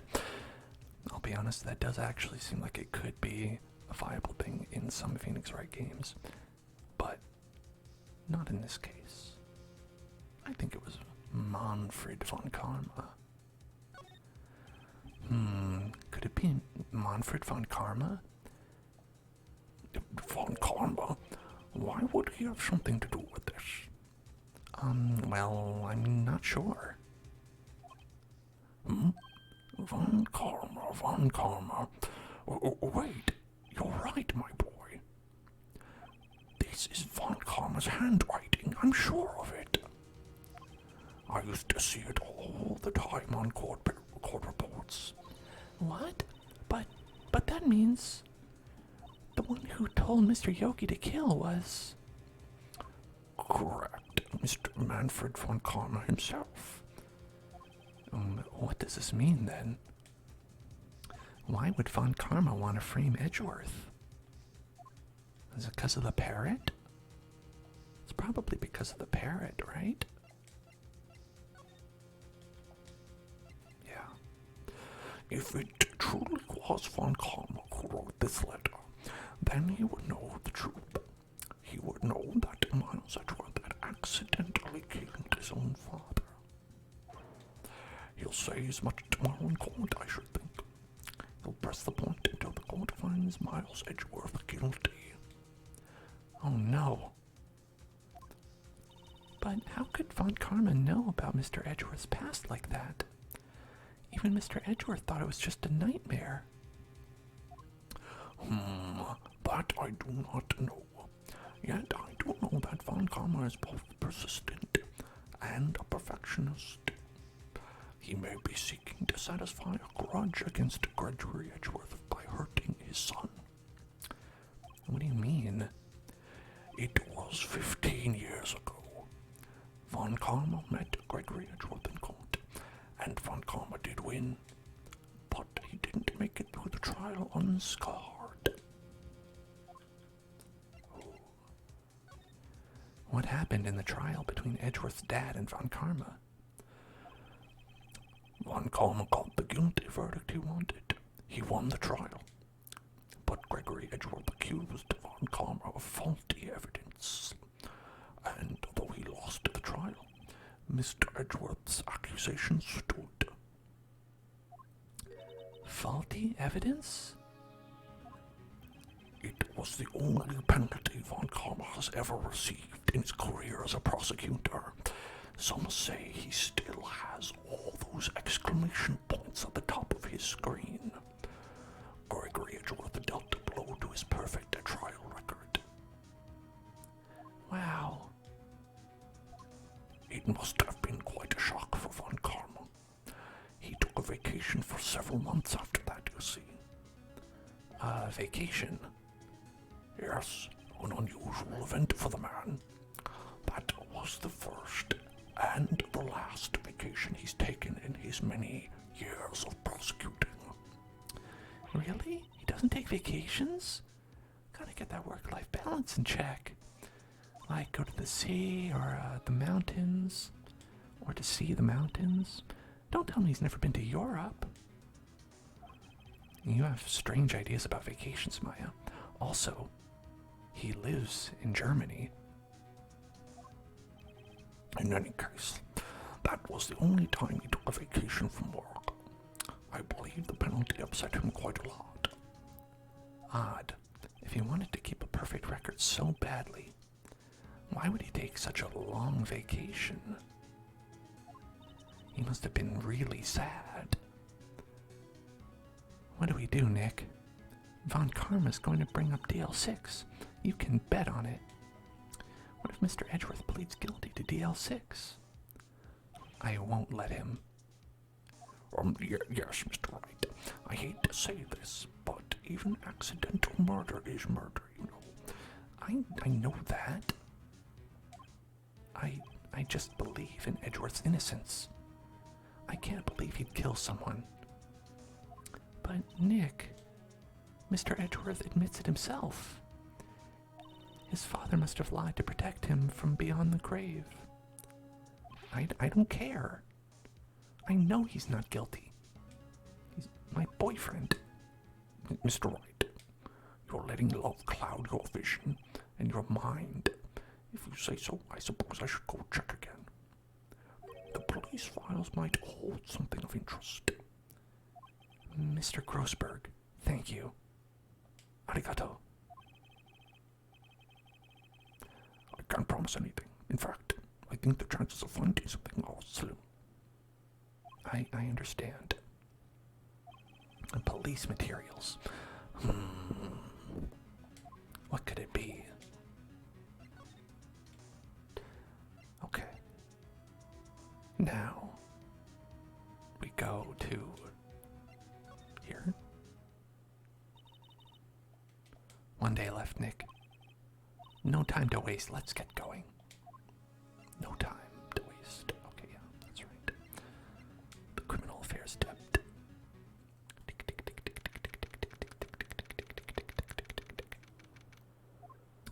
There's hardly anyone here. Everyone must be out looking for the old guy, Yogi. It's you. I don't think Gumshoe will be coming back today. You're staying out late looking for someone. Sounds like Detective Gumshoe is pounding the pavement for real. We were wondering if we could check out the records room again. Well, no, I can't have just anyone wandering around in there. But I guess Mr. Von Karma is in there now anyway. You can go in as long as he's there. Von Karma? Yeah, he just arrived actually. Von Karma's in the records room. Nick, let's hurry. Okay, goodbye. Everyone's gonna remember me, right? Policeman character. December 27th, Police Department Records Room. Dusty as always. We were only here just yesterday. I'm sure they just haven't had time to clean. What's wrong, Nick? Nothing. I was just noticing that he isn't here. Von Karma. Okay. Well, this is open.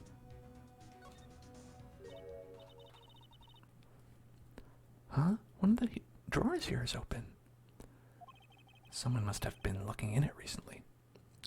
The label says, unsolved cases, evidence. Unsolved cases. Nick, the file for DL6, it's completely empty. What? What are you doing in here?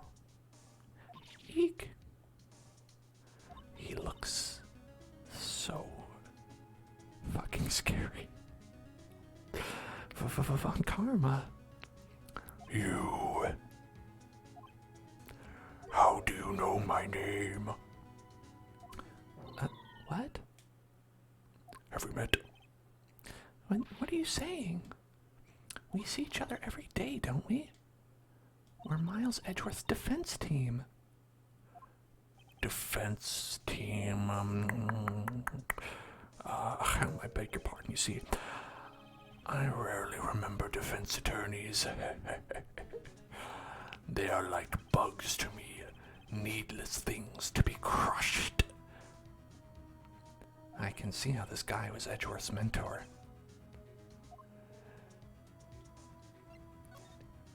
Anyway, how you doing?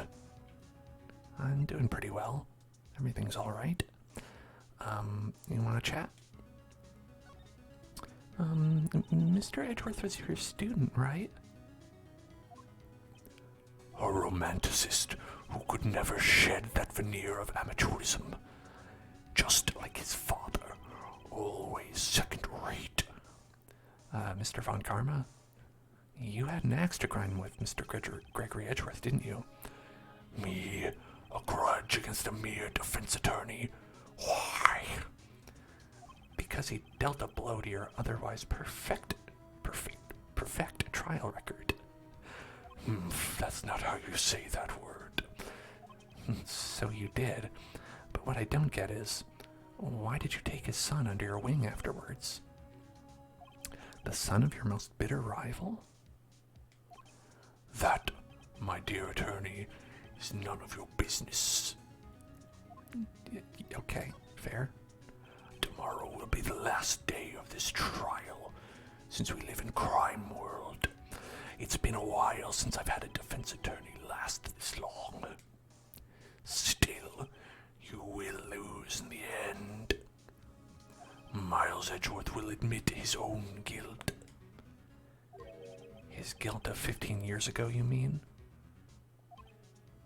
You're quite the researcher.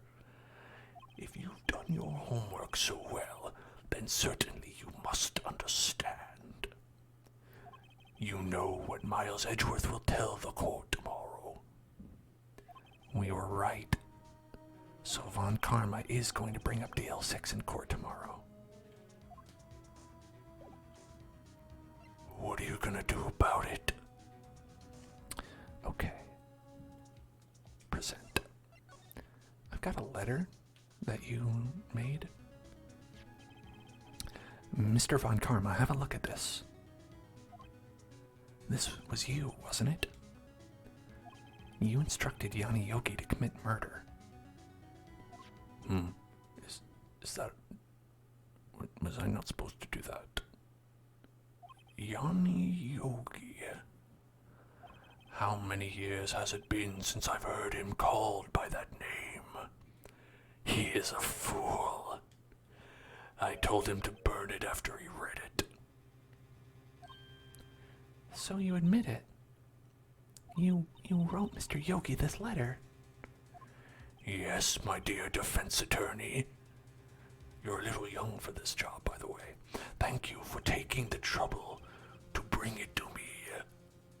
You've saved me from a lot of needless hassle. What? Nick, what is that thing? A stun gun for self-defense, usually. Look at the face of this man who is completely not evil.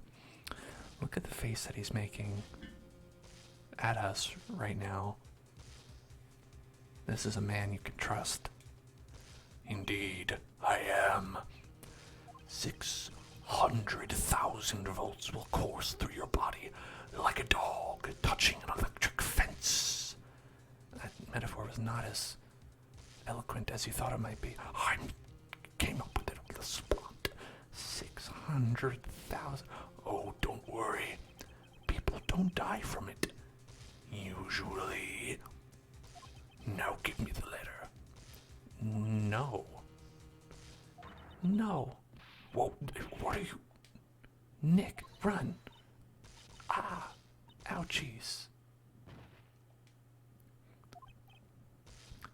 Maya? Out of my way. Wow.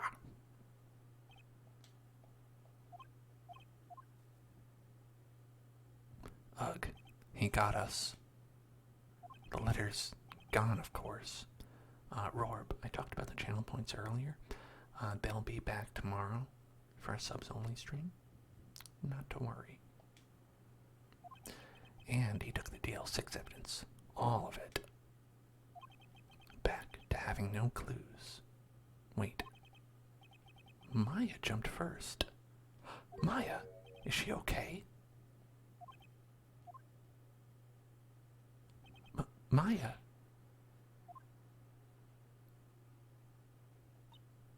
Maya, open your eyes. Not like that. Maya. Yeah, that's how you do it. The letter, did he take it? Huh? Oh, yeah. Are you okay? I couldn't stop him. I jumped as fast as I could, but one shot from that thing knocked me out cold.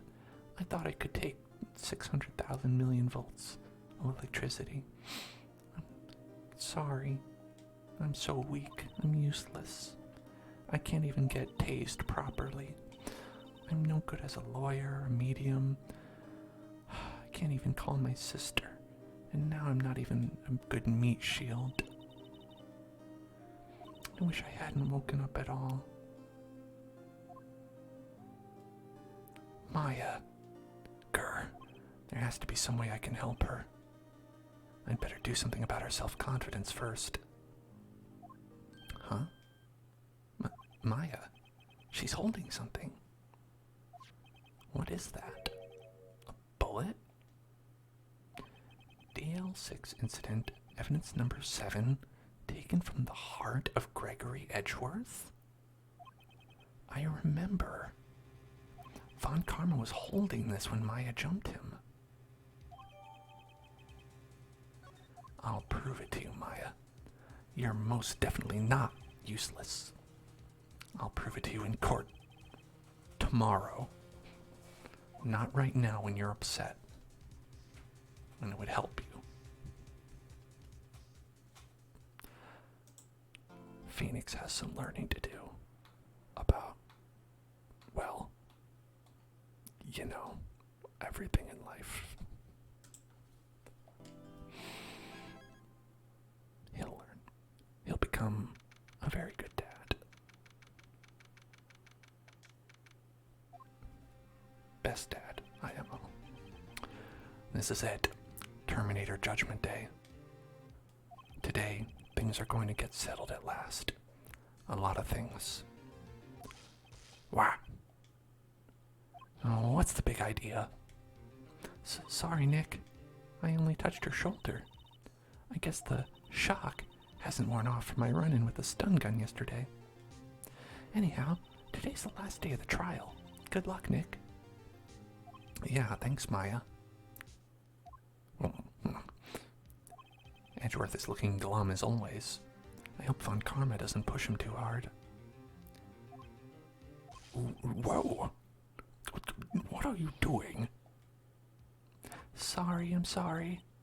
I just thought I'd cheer you up with a pat on the back. Maya, maybe you should go outside and discharge? Right, good idea. Try not to electrocute anyone on your way out. Ooh-yah, pal. Ooh-yah. What's gotten into that girl? Electrocutializing people. Detective Gumshoe. Morning, Mr. Edgeworth. Good morning. Do I know you?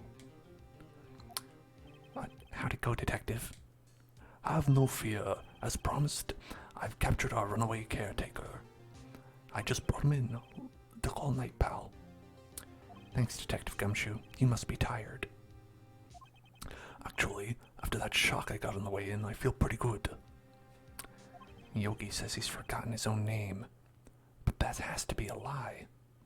Why would he want revenge on Edgeworth if he couldn't remember his past? He does remember, and I'm going to prove it. Oh, he knows his name all right.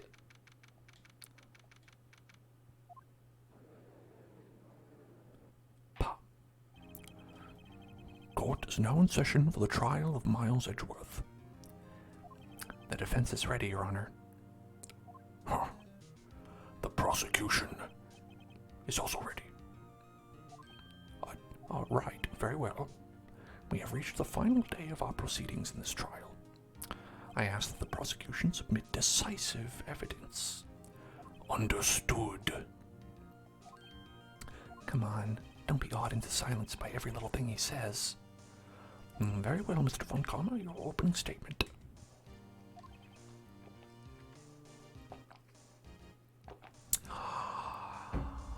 Right. Thanks to Detective Gumshoe's efforts, the boat rental shop at Caretaker has been arrested. In yesterday's trial, the defense asserted that the Caretaker was the murderer.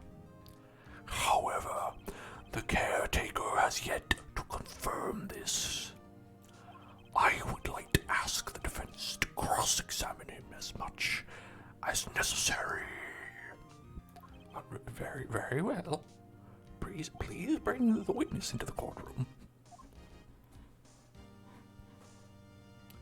Ladies and gentlemen of the court, I believe you all remember our witness.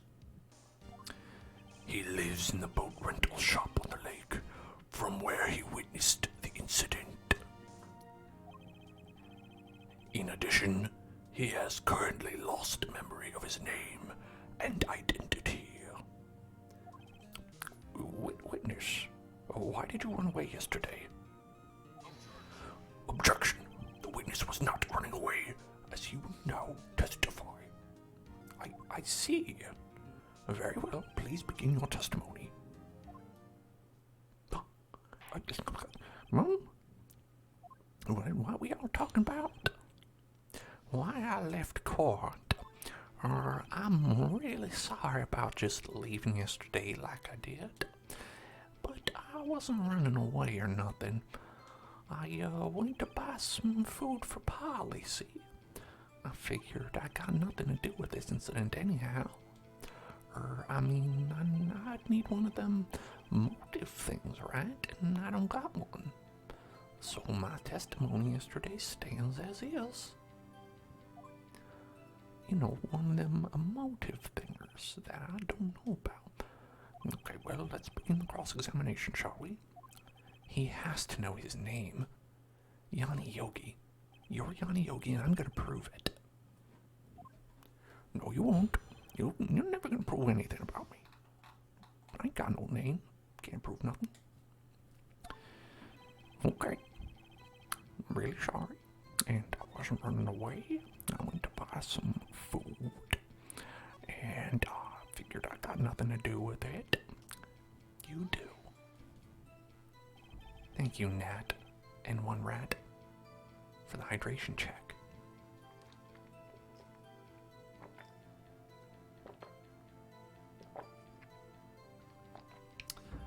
You've lost much of your memory, is that correct?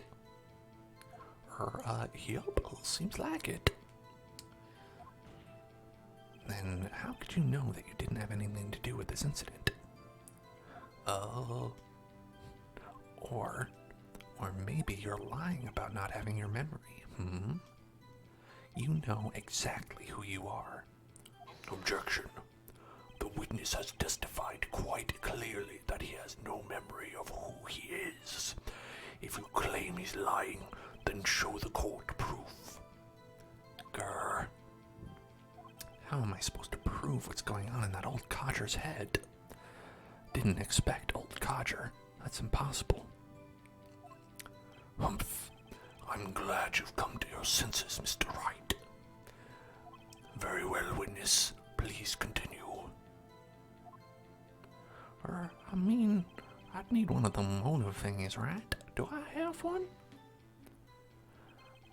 How can you say you had no motive? I say you do. You had a grudge against Edgeworth and the victim, Robert Hammond. That's why you took revenge on them, right? Objection. Please don't make me repeat myself, Mr. Wright. This witness has no memory of anything beyond several years ago.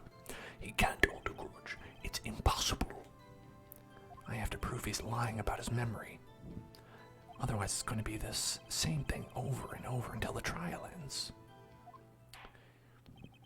Might I say something, Mr. Wright? Yes, Your Honor. You've been saying the same thing over and over and over and over. Blah, blah, blah. My client's not guilty.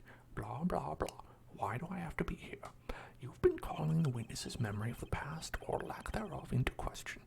But does this really have anything to do with the current case? Of course, Your Honor.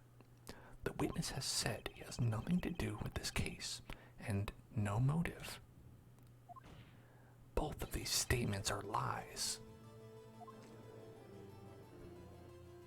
Order.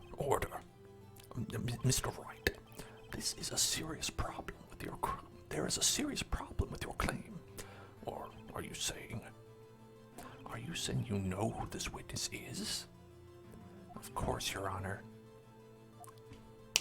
Ho ho. Now this is interesting. I would like to know myself. So, who is he? Don't play dumb, Von Karma. We literally talked about this yesterday. Mr. Wright, please tell us this witness's name. You see, this witness is Gregory Edgeworth. It's Edgeworth's dad. Time for a tearful reunion. He didn't really die. He's been alive this whole time, waiting for Edgeworth to notice him. And finally now they can be together the way they never were able to while he was growing up. It's really sad, and it's Yanni Yogi. His name is Yanni Yogi, a former court bailiff. Oh, Yogi? That name seems familiar. Oh, Yanni Yogi from the DL6 incident on the Christmas party. Oh, I remember that guy. He told such great jokes. I thought the judge would have heard of it. It was such a famous case. But what does this mean? Oh, thank you for following, Nellie. Welcome to the Hell Zone. Your Honor, if this man is Mr. Yogi, then he has a clear motive. Objection. Tisk, tisk, tisk. No. Jumping to conclusions again, Mr. Wright. This man, this witness is Yanni Yogi. Fascinating. However, how do you propose to prove this to the court? This is a court of law, as you may recall. You need proof. And allow me to repeat once more that the witness has lost his memory. The only way to prove someone's identity. This is it. I have to do this now. If I can't prove he's Yogi right here, right now, then I've got nowhere else to go. Nick, how are you going to prove it? How can you prove that he's Yanni Yogi? It's okay. It's actually quite simple. Your Honor, please take this man's fingerprints. Then we'll compare them to the fingerprints on file for Yanni Yogi 15 years ago. I see. That makes sense. That's how we usually do it, actually. Tisk, tisk, tisk. What? That was a good idea. I'm so very, very sorry, Mr. Wright. What? Why? The witness has no fingerprints. What? No fingerprints?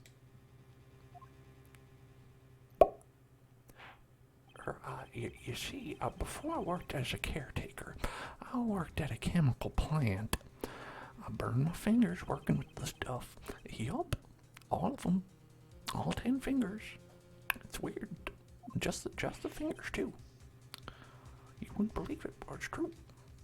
Yogi, you sneak. You burned your fingerprints off to hide your past. Well, if the witness has no fingerprints, I guess we'll not be able to prove his identity. Unless we could use a dental record. No, these are fake. I got dentures. Damn, he got me again. No. Tisk, tisk, tisk. Well, what will you do, Mr. Wright?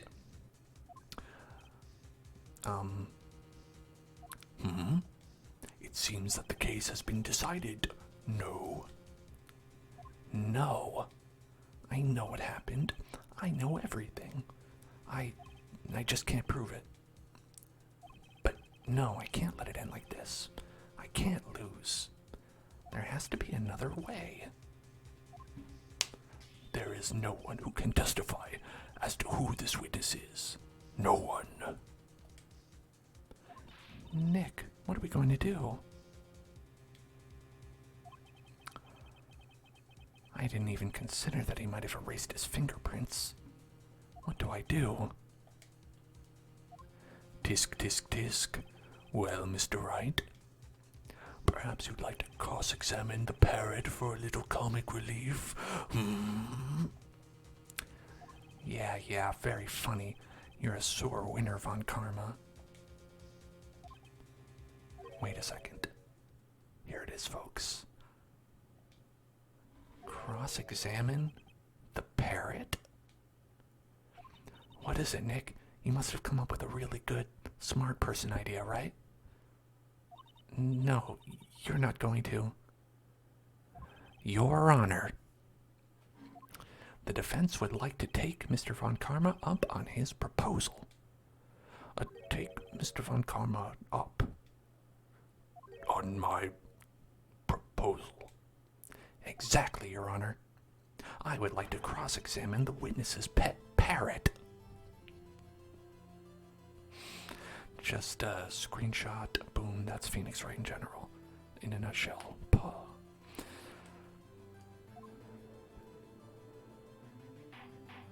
Order. Well, what do you think, Mr. Von Karma? Need you even ask? This is a farce. I object. Objection. Wait a second. You were the one who suggested I cross-examine the parrot, Von Karma. I have a right to do as you suggested.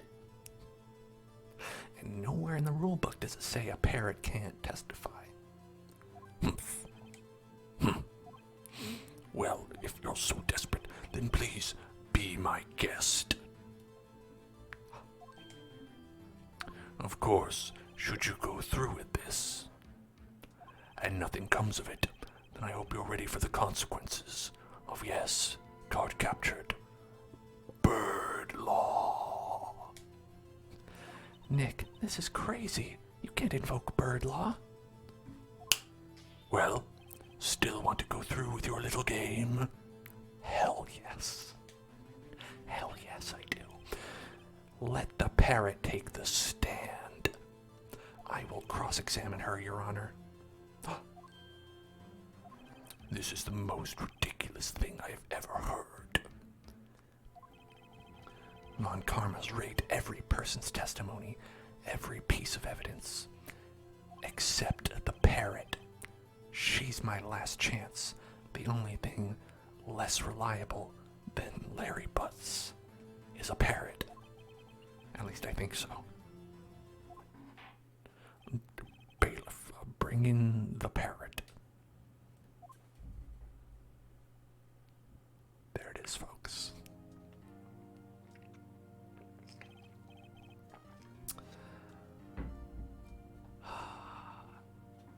You know, I've often thought that the episode of Always Sunny when Charlie Kelly invokes bird law was partially inspired by Phoenix Wright, and I have no idea if it's true, but I believe it in my heart, and I want it to be true. That's quite a bird. Please tell us your name. Name? The witness is ignoring me. It must hurt to be ignored by a bird. Very well, witness. Who is your owner? Please testify for us. Who is your owner? And what does he do? Hello, squawk.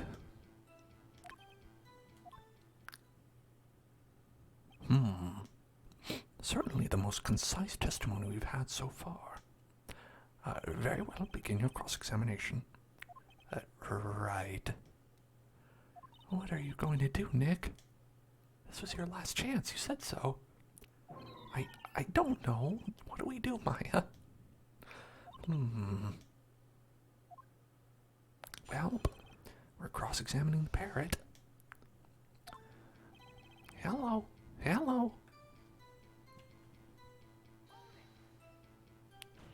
Witness, you can't just say hello and expect to get anywhere. I want you to testify. Maya, you talk to her. Right. What do I say? Have we forgotten something? Remember, 2 days ago. Polly, have we forgotten something? Squawk? Don't forget DL6. Squawk? Don't forget it. If I can get Polly to say that here, that will prove that the caretaker had something to do with DL6. Polly, have we forgotten something?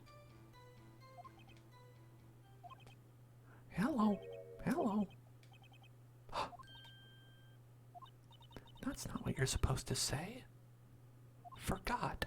Something we forgot. Hello, hello. Squawk. Uh-oh, it's not working, Nick. She won't say it. This is ridiculous. Why won't she say it? Tisk, tisk. Something the matter, Mr. Wright? Wait. Don't tell me Von Karma put a gag order on the parrot. He couldn't have retrained the parrot, could he? Did he train her not to respond when we asked if we'd forgotten anything? Of course. An expert bird trainer. Okay. Alright.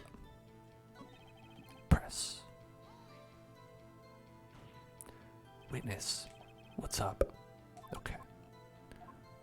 What's your name? Maybe I should get her to say her name? Polly, Polly, what's your name? Polly, Polly, squawk. Mr. Wright, I think we've established that this parrot is named Polly. Does this have anything to do with her owner's identity?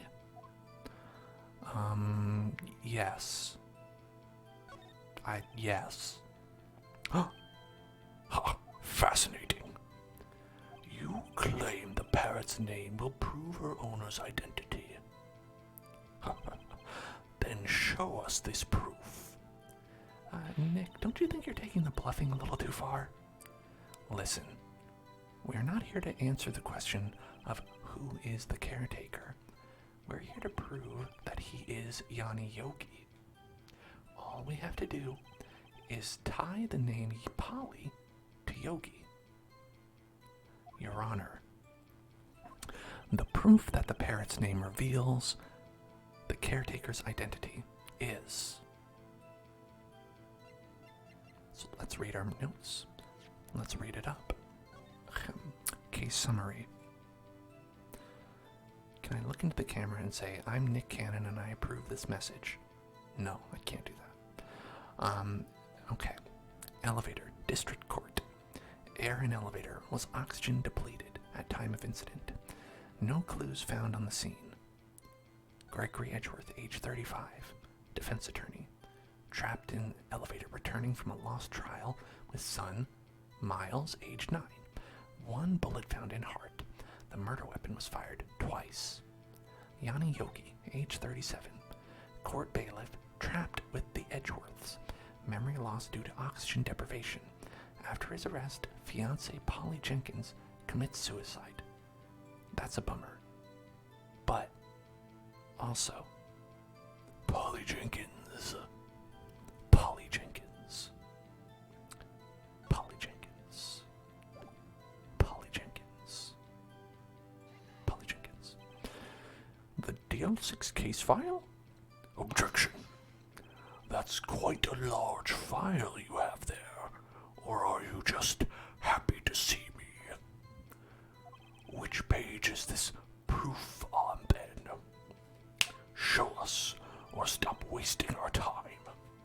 I couldn't possibly read 3 pages. Very well, Mr. Wright. Please show us the page. Where in this file is the information concerned connected to this parrot's name? Damn, which one was it? The third one? Suspect data. Okay, yeah, that makes sense. It's on the suspect data page. Huh? This page has all the information about Yanni Yogi. Right after he was arrested, his fiancée committed suicide, see? That's a bummer. Yes. What was his fiancée's name? Polly Jenkins. Polly? Exactly, Your Honor. He remembered the name of his fiancée who committed suicide. That's why he named his parrot after her. I see. I guess that is possible. Objection. Bah, a mere coincidence, that's all. My granddaughter has a dog that she calls Phoenix.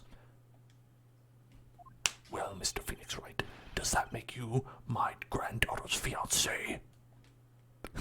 Not yet. She's only 7 years old.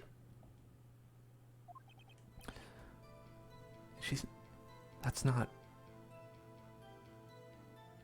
That's not the other attorney, is it? And I don't think I ever thought about that. 7 years old.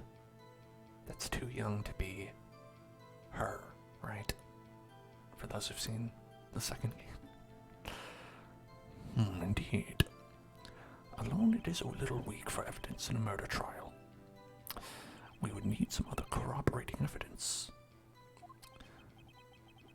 Where am I going to find that? Nick, we're getting closer. One more. If we can get one more piece of evidence. Right, but what? Humph. Very well, witness, you may continue. Thank you for allowing me to continue. 'Tis me, the parrot, Polly. Okay. Time to be questioned once more. Witness, you can't just say hello. You have to answer a question. The question is, what's the safe number? Maybe I'll get her to say the number of that safe. Huh? The safe? Why? I mean, let's just get her to say it. Polly, what was the number of the safe in the shack? 1228. 1228. My, what a reckless parrot. Well, Mr. Wright, you aren't claiming that this number has something to do with the caretaker. Actually, I am.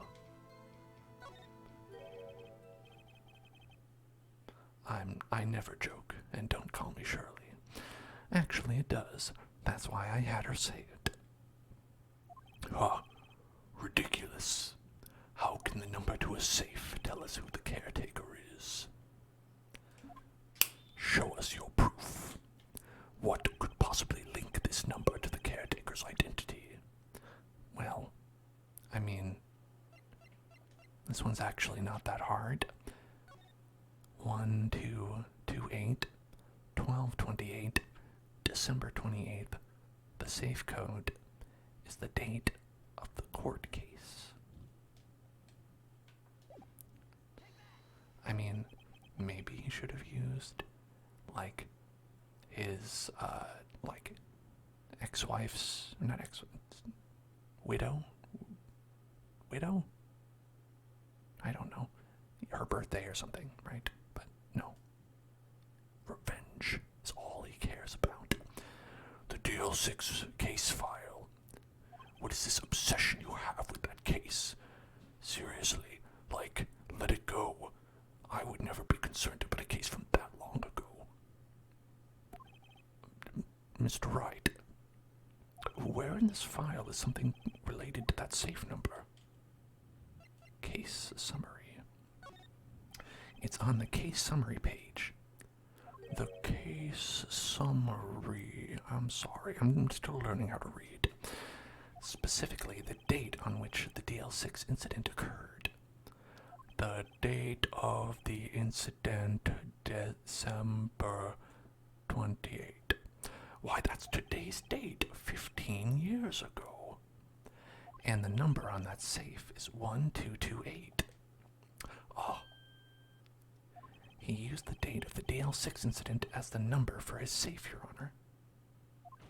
That's how important that date was to him. I see. It certainly is an interesting coincidence. People often do set their secret numbers to dates. Objection. Bah, that is not good password policy. You should use like a one password or something and make it all just a random string of numbers. That's what I do. There's no tangible proof. I set my ATM's card number to 0001 because I am number 1. The safest number has nothing to do with the date. Nothing. That's enough. Now everyone knows your credit card PIN. Did you not think about that? No, I didn't actually. Oopsie daisy. I think we've reached a conclusion here. This is a mere coincidence, that's all. I also need to make a quick phone call to my bank. A true true, that is a possibility. However, two coincidences at the same time seems more like a pattern to me. What are you saying? Summon the caretaker of the boat shop. Immediately. I'm too busy sleeping. Witness, tell us your name. Objection. Wait. This witness, he doesn't remember. No, it's okay. I've accomplished what I wanted to do. I'm done. Nick, he looks totally different. This is the real Yogi, I think. Finally. He's been acting feeble to hide his true identity. Acting for 15 years. Well, let me ask you again. Please state your name for the court. My name is Yanni Yogi. 15 years ago, I served as a bailiff in this very court. Order. Yanni Yogi. So was it you who killed Robert Hammond and tried to frame Miles Edgeworth for his death? Yes, it was me. I did it. They put me on the witness stand 15 years ago. Robert Hammond, he said I was mentally unsound. He told me it wouldn't make me innocent, get me off the hook. So, I pretended to have brain damage. I was innocent, really, but he didn't believe me. We won the trial, but I lost everything. I lost my job, my fiancée, my social standing. Then this year, 15 years later, a package arrived. It was a letter and a pistol. And turns out you can send that in the mail. Oh, it's weird. The plan was written out in careful detail. It was a plan for me to take my revenge on the people who ruined my life. I didn't care who'd sent it. I thought this was my chance. After 15 years, this was it. Finally, a chance to have my revenge on Robert Hammond and Miles Edgeworth. I have no regrets. Wait a moment. Revenge against Miles Edgeworth? What do you mean? He was a little baby, like a little speckle of a child. A goo-goo gaga. I am not at liberty to speak on that matter. Why don't you ask Mr. Edgeworth himself? Anyway, I admit it. I was the one who killed Robert Hammond. See you later. Von Karma, where's Mr. Yogi? Under arrest, Your Honor. I saw no room for error in his confession. Then the defendant, Miles Edgeworth, is innocent. In this case, at least. Very well. Will the defendant please take the stand?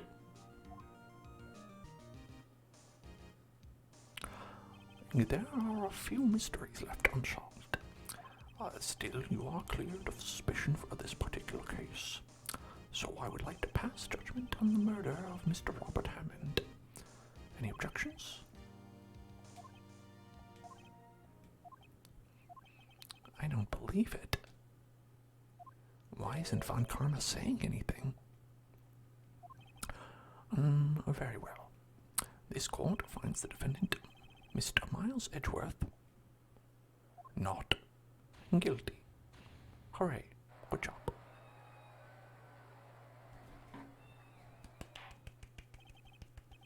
That is all. Court is adjourned. Objection. Did someone just say objection? It, wasn't Von Karma. Wait, but that means... No. Edgeworth? Your Honor, I object to your judgment. What do you mean? I'm not innocent at all. As we've heard, Yanni Yogi killed Robert Hammond in revenge. But revenge for what? Nick, Edgeworth is trying to confess. He's going to say he's guilty. He's going to tell them he was the murderer in the DL6 incident. He's going to tell them he killed his own dad. Uh-oh, what do I do? Well, I'm gonna object. The judgment has already been passed. I object to Edgeworth's outburst. Objection. Didn't something like this happen yesterday, too? I believe a certain witness raised an objection after a guilty verdict was passed. That would be Larry. We must hear this new statement. Isn't that the new law now, Mr. Lawman? We must hear Miles Edgeworth. He's right. We changed the law, Mr. Lawman. We have a duty to hear Mr. Edgeworth out.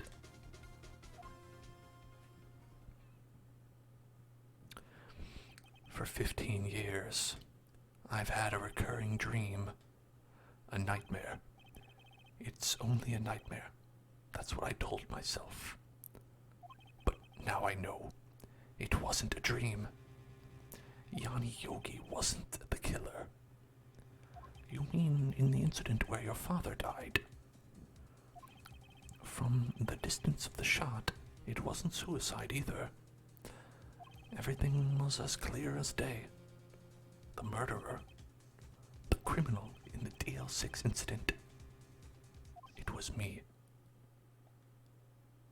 Your Honor, I confess my guilt. I am guilty for DL6, the statute of limitations of which ends today. The culprit is me.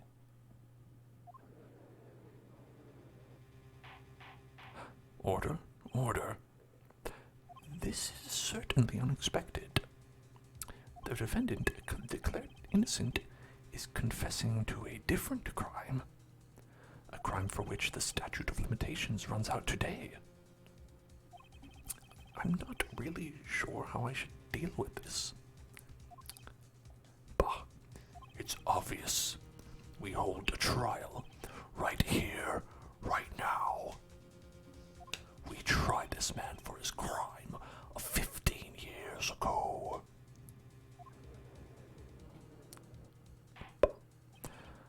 I think I would like to take a 5-minute recess. I have to go to the bathroom. During this time, I will consider the appropriate course of action to take. From the bathroom.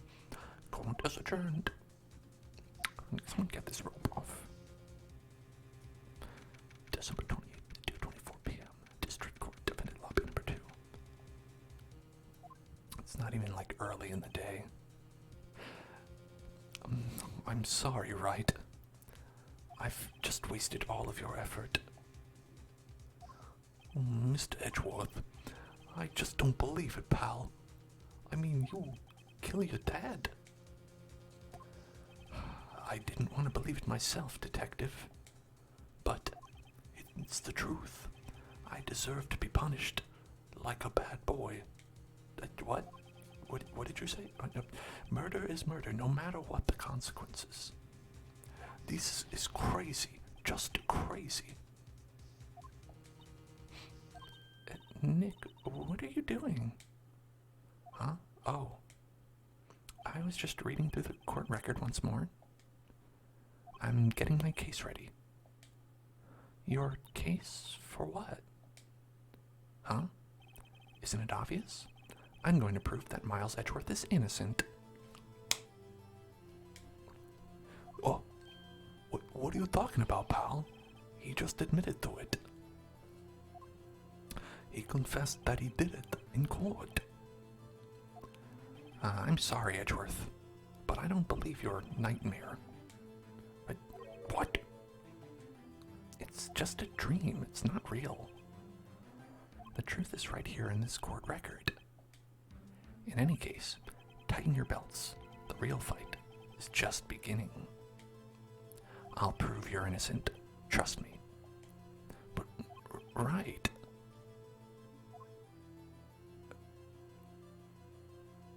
December 28th, 2:30 p.m. District Court, courtroom number 3. Then I would like to resume our trial. Judge, Miles Edgeworth has admitted his own guilt. He has confessed his crime. Let us begin by hearing his testimony. Then, though pointless, let the defense do their cross-examining. The statute of limitations on the DL6 incident runs out today. Though it's unconventional for me, I'd like to run this one by the book. I see. Does the defense have any objections? No. No, Your Honor. Von Karma, you knew this was going to happen from the very beginning, didn't you? Very well. Will Miles Edgeworth take the stand?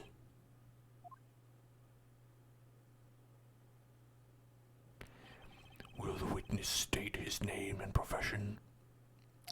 Miles Edgeworth. I am a prosecuting attorney. Mr. Edgeworth, 15 years ago, you mistakenly killed your father, Gregory Edgeworth. Is that correct? It is correct. Then testify about this matter. Just do the thing. When Edgeworth was telling me about his dream yesterday, I noticed something. One detail didn't quite fit. That will be the key, but only if I can get it to work. Please, please. Just heading right into it. All right.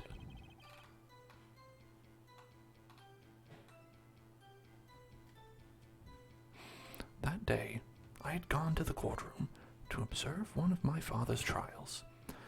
As we went to leave, an earthquake struck, trapping us in the elevator. My father and Mr. Yogi lost their composure and began to argue.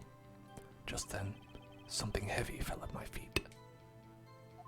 I picked it up and threw it at Mr. Yogi. I wanted them to stop fighting. A moment later, there was a single gunshot. One single itty-bitty gunshot, and then a scream. It was a terrible scream. I remember it to this day. That's all.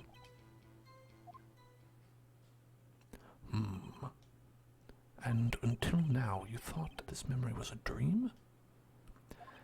We were stuck in that elevator for 5 hours. The oxygen in the elevator ran out, and I lost my memory of the events. Bah, the same claim Mr. Yogi has made. All you people needing your oxygen to live. Very well. Mr. Wright, your cross-examination, please. Yes, Your Honor.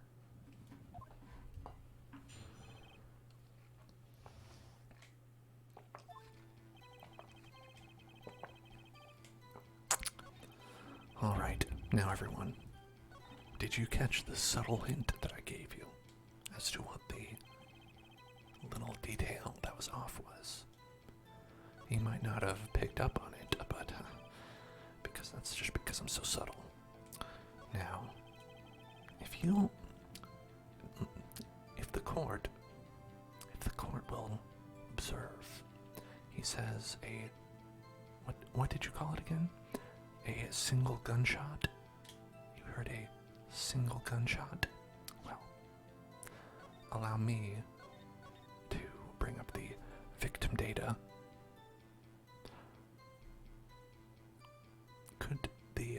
Could people of the court read for me the last sentence on this page? The murder weapon was fired twice, like the K-pop group. 2 times. Same thing as before, but in a different case, because it's like linked. It's like linked together.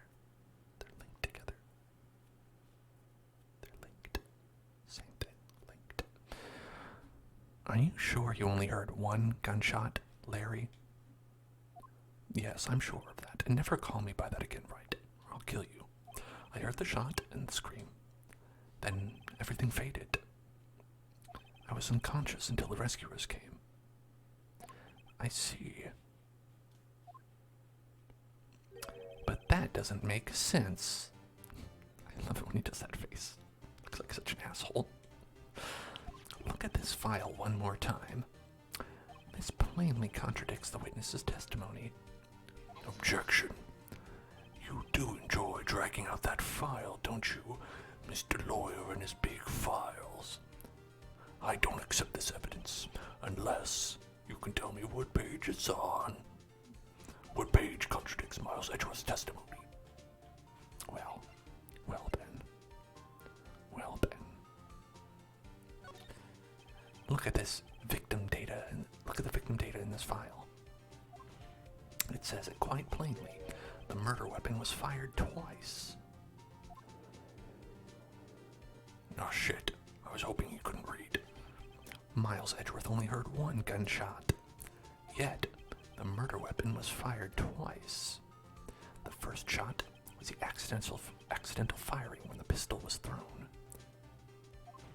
So, who fired the remaining shot?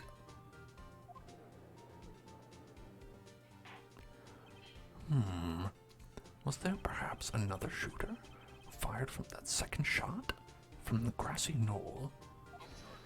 Your Honor, as I'm sure you're aware, this incident occurred 15 years ago. The evidence is dated.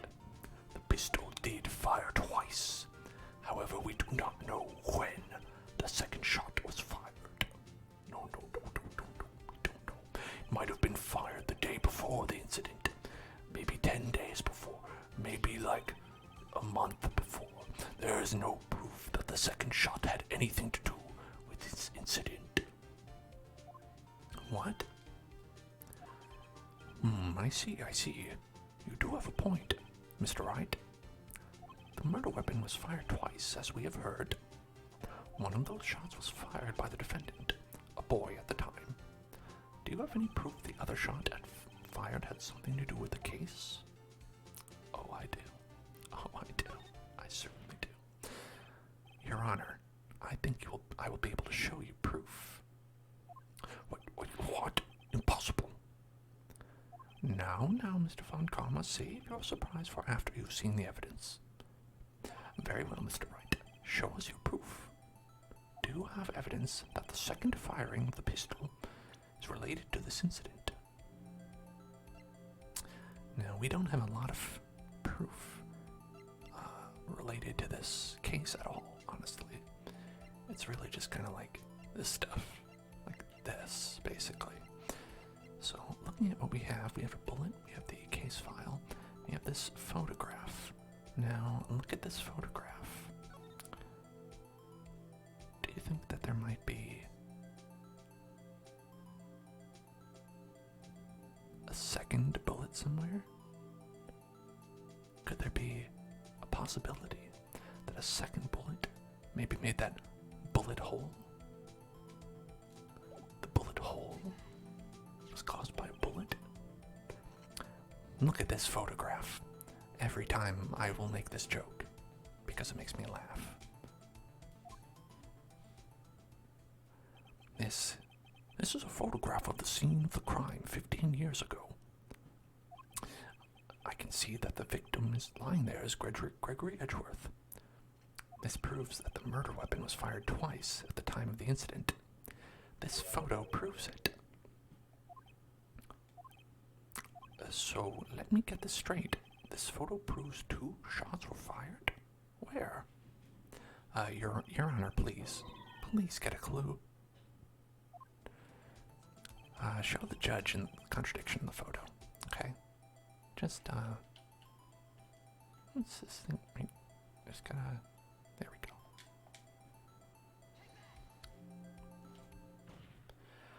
As should be obvious, the contradiction is here. I see a bullet hole in the door. Your Honor, Gregory Edgeworth was killed by a shot from the pistol. Yet, there is also a bullet hole in the elevator door. We also know that the murder weapon was fired twice. Thus, someone other than Edgeworth must have fired that second shot.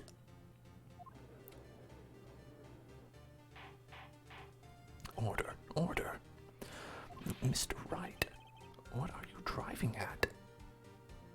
It's simple, Your Honor. At the time of the incident, 2 shots were fired. One went into Gregory Edgeworth's heart, the other hit the elevator door. Remember that the defendant lost consciousness after the shot he fired rang out. In conclusion, we must agree that the second shot was fired by someone else. Mr. Wright, but who could that someone else be? The murderer, of course. Objection. I knew I should have stepped in before your wild fantasies got out of hand. Mr. Wright, look once more at the DL6 incident case file that you love so much. Look at it. Try the case summary page.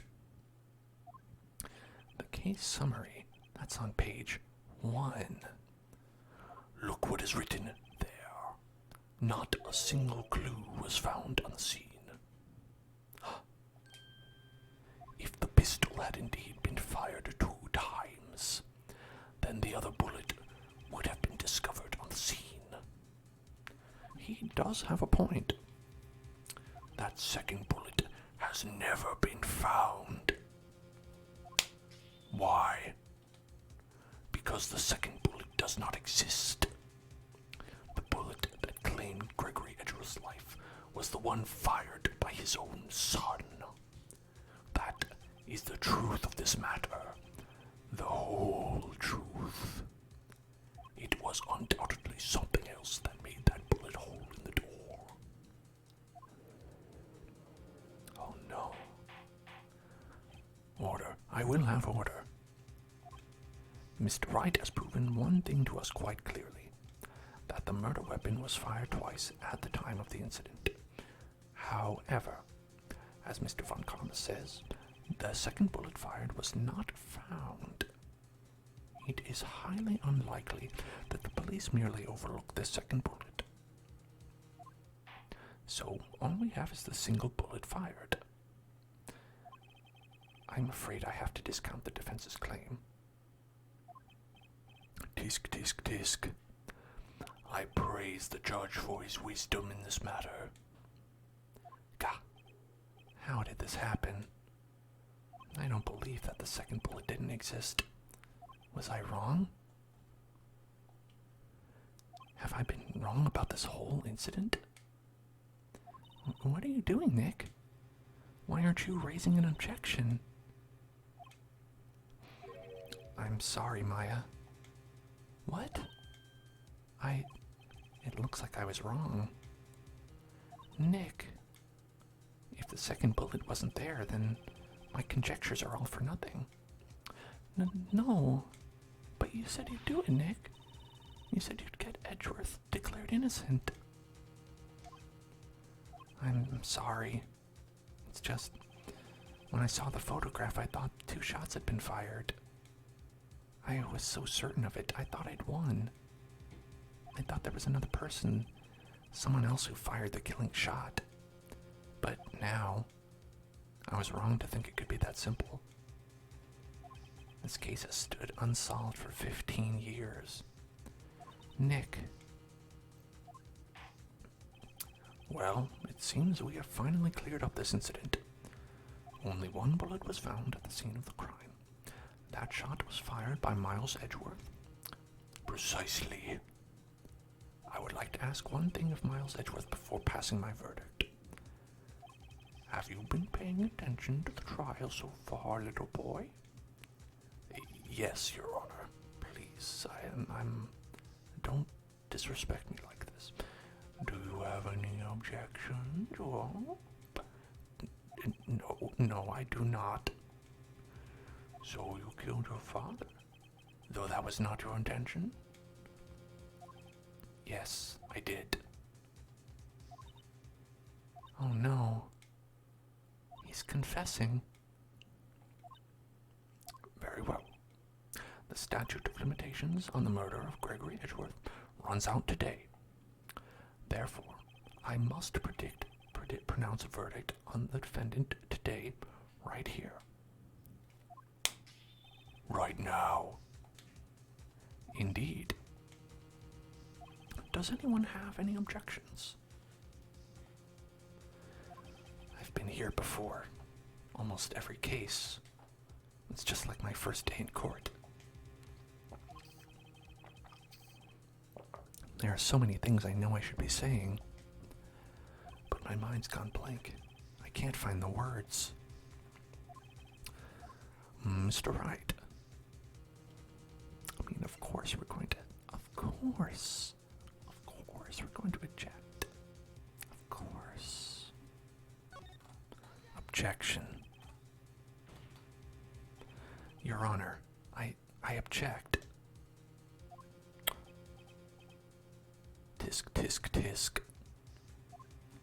No, no, no, no, no. Mr. Wright, on what grounds do you object? Oof. Nick? I don't know. His case is perfect. Oh no. Grah. It must exist.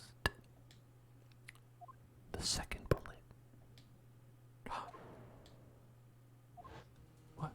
What? What did you just say? Nothing. The second bullet must exist? But where? Someone took it. It seems waiting is not going to produce us any answers from Mr. Wright. Wait, Your Honor. The second bullet. It exists. What? But we've just heard proof that it did not exist. I realize that, Your Honor. I'm really grasping here. It's just someone took it from the scene of the crime. That's what happened. But who? The murderer. Objection. The murderer? Then tell us, just who is this murderer? I'm still thinking about that one. So the criminal took the second bullet. Why would he? First of all, how would he have found it? It's not easy to find a stray bullet, Mr. Wright. Believe me, I've tried. Was there some pressing need for the murderer to search for that bullet? Well, so that's the thing. The murderer didn't need it. They didn't need it. Why would the murderer have spent the time to look for that stray bullet? I haven't got a clue. What's wrong, Mr. Wright? Bah. The murderer had no reason to take that bullet. You don't want to admit it, but it's true. Irk had to take it. Had to take it? The murderer? What does that mean? You're thinking too normal. Think crazy. Don't think why the bullet was taken. Think why the bullet had to be taken. But, Mr. Wright? Yes, Your Honor. I have no idea what I'm doing.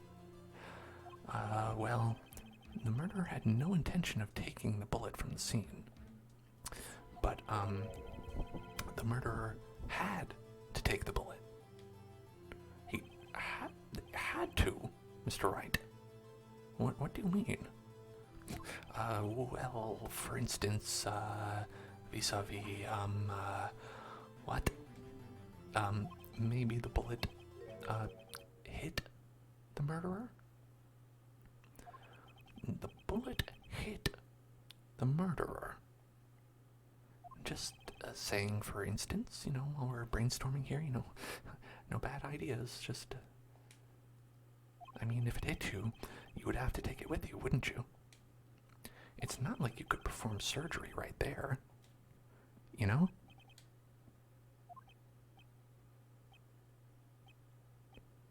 Wait a second. I was just talking off the top of my head, but what if that's really what happened? Let me get this straight. So, at the time of the murder, the murderer himself was shot? And he left with the second bullet still inside? Thus leaving only one bullet at the scene of the crime. Yes. I guess that's how it would work, yes. But there's a problem with that. The other two people rescued from that elevator, Miles Edgeworth and Yanni Yogi, were both unharmed. So that would mean the murderer came from outside, yes.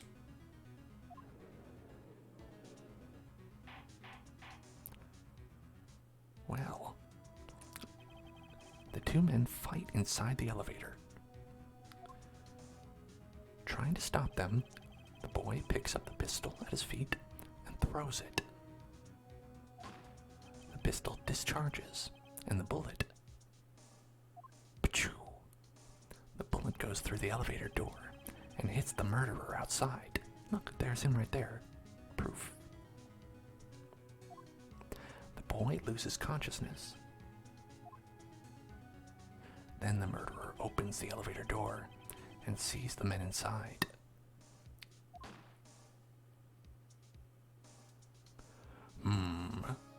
Mr. Wright, you are truly the most unpredictable defense attorney I've ever known.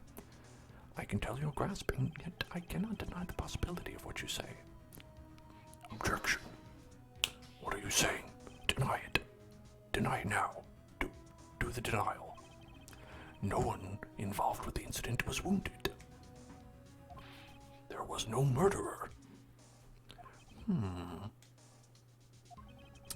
No one was wounded at the time of the incident. He's right. I can't think of anyone. Hey, Nick. Huh? I just thought of something really crazy. Crazy. Remember what Mr. Grossberg said yesterday? Mr. Gregory Edgeworth done to blow to his perfect trial record. Wow. It must have been quite a shock for Von Karma. He took a vacation for several months after that, you see. Yes, an unusual event for the man, like the scent of lemon. That was the first and the last vacation he's taken in his many years of prosecuting. What if Von Karma didn't take that vacation because of shock, but took it because he was injured? Which would mean it could only mean one thing. He was the murderer in the DL6 incident. He was the man who shot Gregory Edgeworth. It was Von Karma. Oh, man. Something wrong, Mr. Wright? You seem dazed. Oh, man, oh, boy. No, Your Honor. Well, you haven't indicated the possibility that the murderer came from outside. Can you give us the name of your suspect? Uh-oh. Should I come out and say it now? Yes, obviously. We have to say it now. Your Honor, there is a suspect. One lone suspect. Well, this is certainly interesting news. Very well, Mr. Wright. Who is your suspect? My hands are shaking. For what? Von Karma. Von Karma? Oh, shit. You mean the Von Karma? The prosecutor? Sitting right there? Bah. You don't object?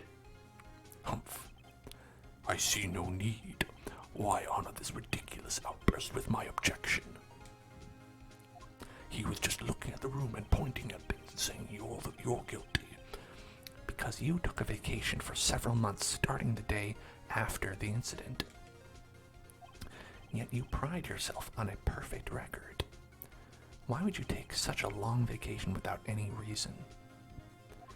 So you're claiming that I took a vacation to heal my injury from the incident? Fascinating. Can't a man just go and enjoy a little R&R time? Prove it.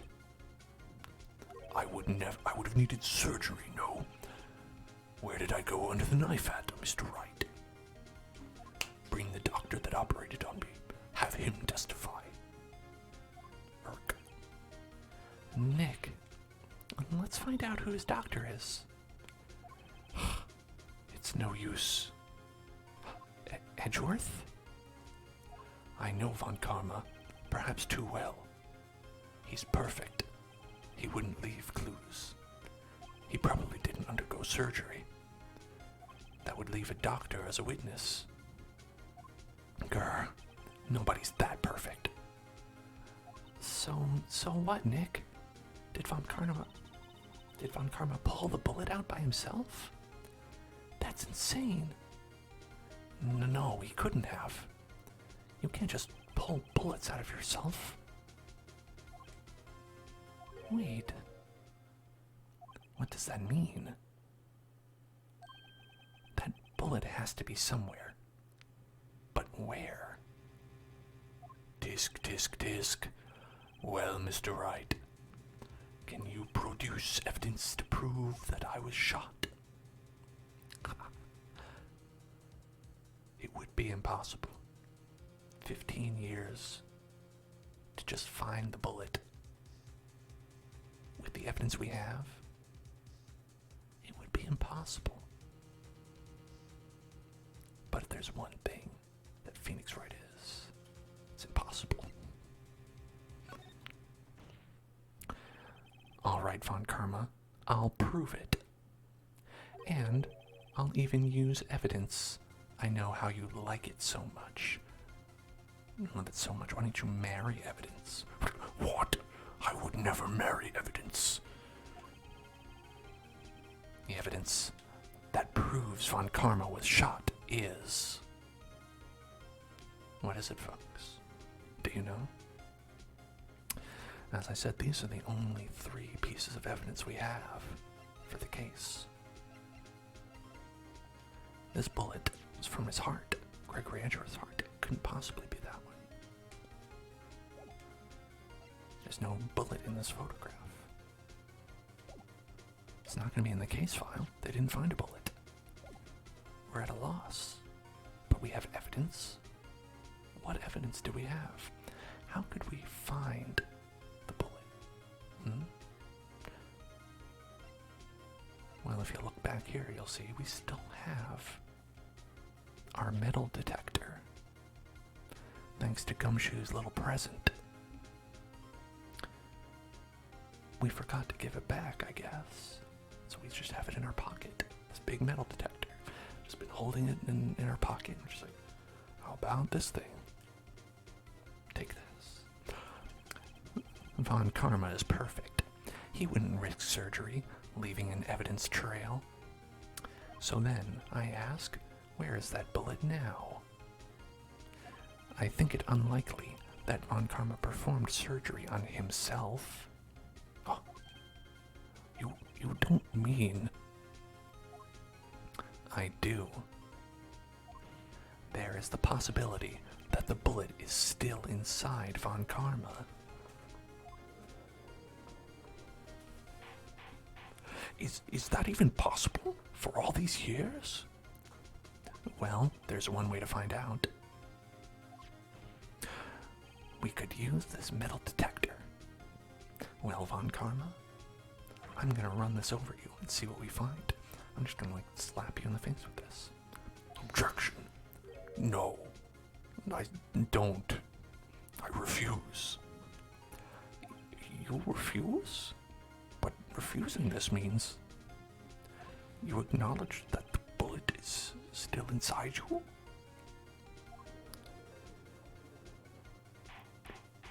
Order, order, order. Your Honor, the defense requests that we be allowed to use the metal detector. It's gonna go beep, beep, beep. Judge, I call for a suspension of this trial. This is an invasion of privacy. The bullet, the metal that I have in my body is perfectly valid. I deserve to keep it secret. Objection. The statute of limitations runs out on this case today. It was you who said we had to end it right here, right now. Enough. I permit the use of the metal detector. I think it'll be fun. Mr. Von Karma, you will submit yourself to the testing. Nick, what does this mean? I don't know, but we have to give it a shot. I think it means that maybe the loud annoying sound is going to play again.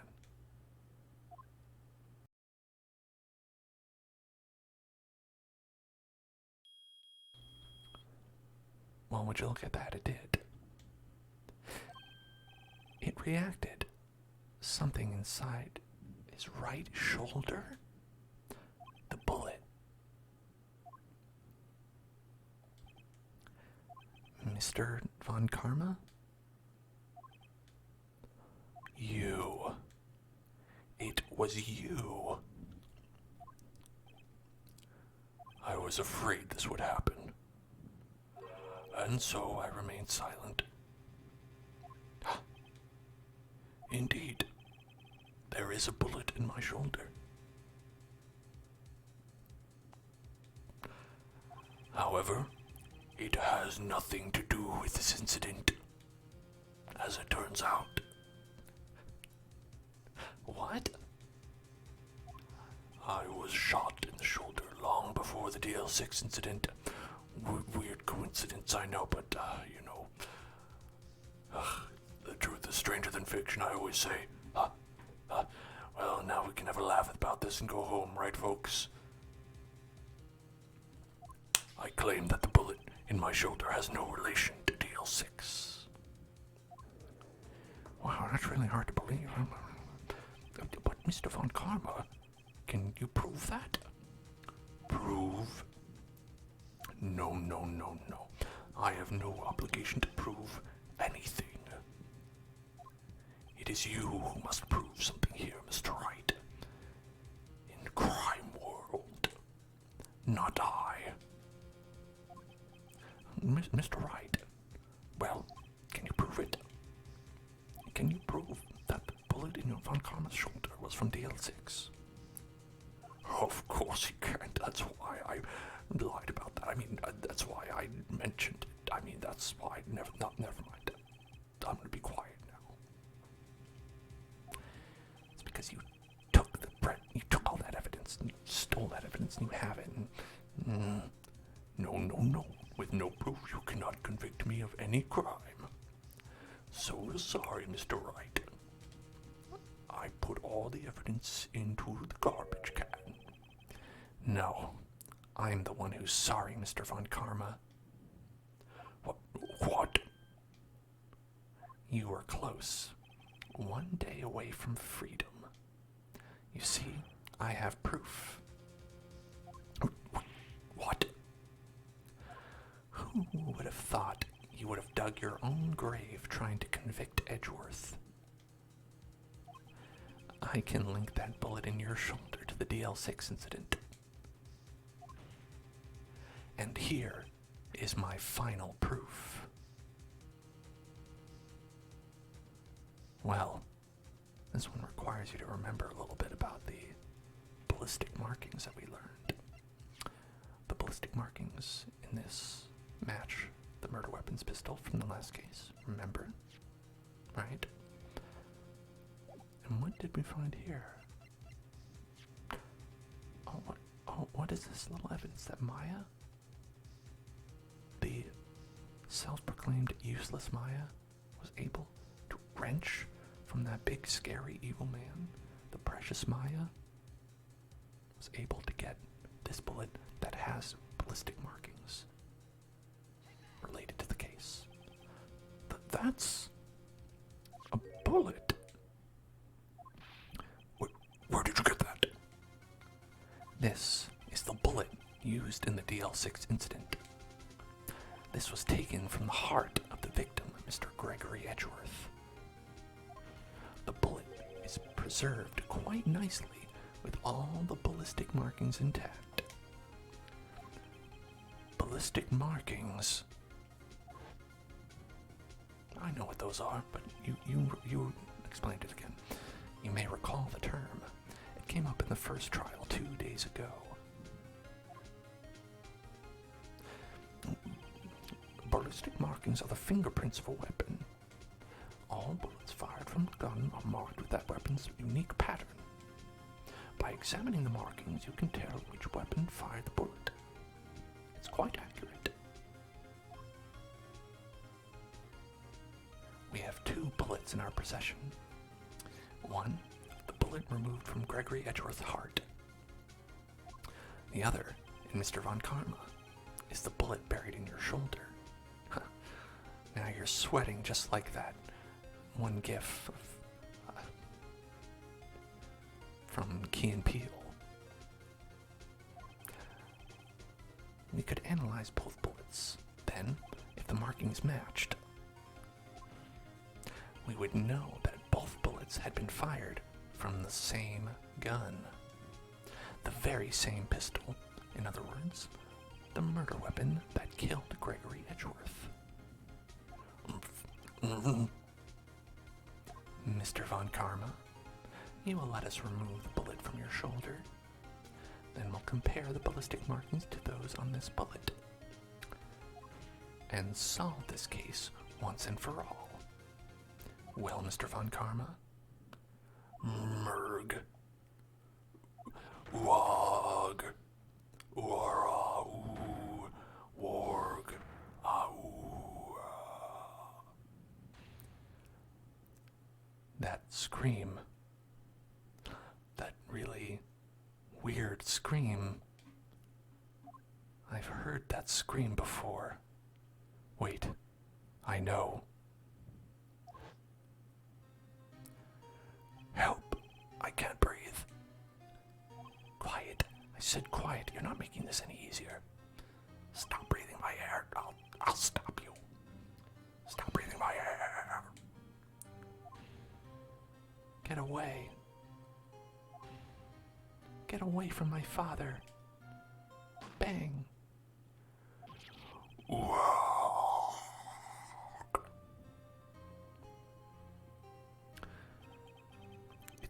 It's that scream I heard in the elevator. Really fucking scary one. 15 years ago.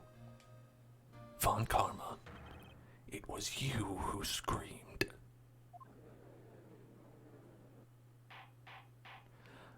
Mr. Von Karma. Mortgage Edgeworth. Only you would dare defy me. So it was you. You and your father are my curse. Ouch. Your father shamed me with a penalty on my record. Ouch, ouch.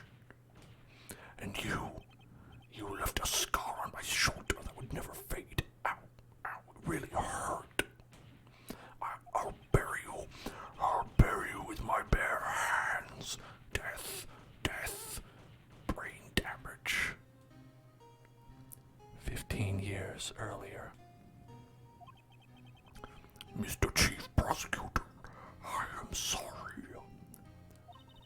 Von Karma, it's not like you to make this kind of error. I never would have thought that Edgeworth would be the one to catch you. I was careless. I'm sorry, but you will have to be penalized. I've covered for you in the past, but not this time. Edgeworth. It was a shock, like none I had ever known. Me, penalized. It took hours for me to regain my composure. Suddenly, I found myself in the darkness. I was in the court records room. I must have wandered in there without thinking where I was going. The room was pitch black. The lights must have gone out. I went out in the hall and felt my way to the elevator. I pressed the button and nothing happened. Then there was a noise. I was in pain, a horrible burning pain in my shoulder. Just then, the lights came back on. The elevator door opened before my eyes. I saw 3 people inside, all laying unconscious from oxygen deprivation. Much to my surprise, a pistol lay at my feet. I knew then it was destiny. Bang. Shoot.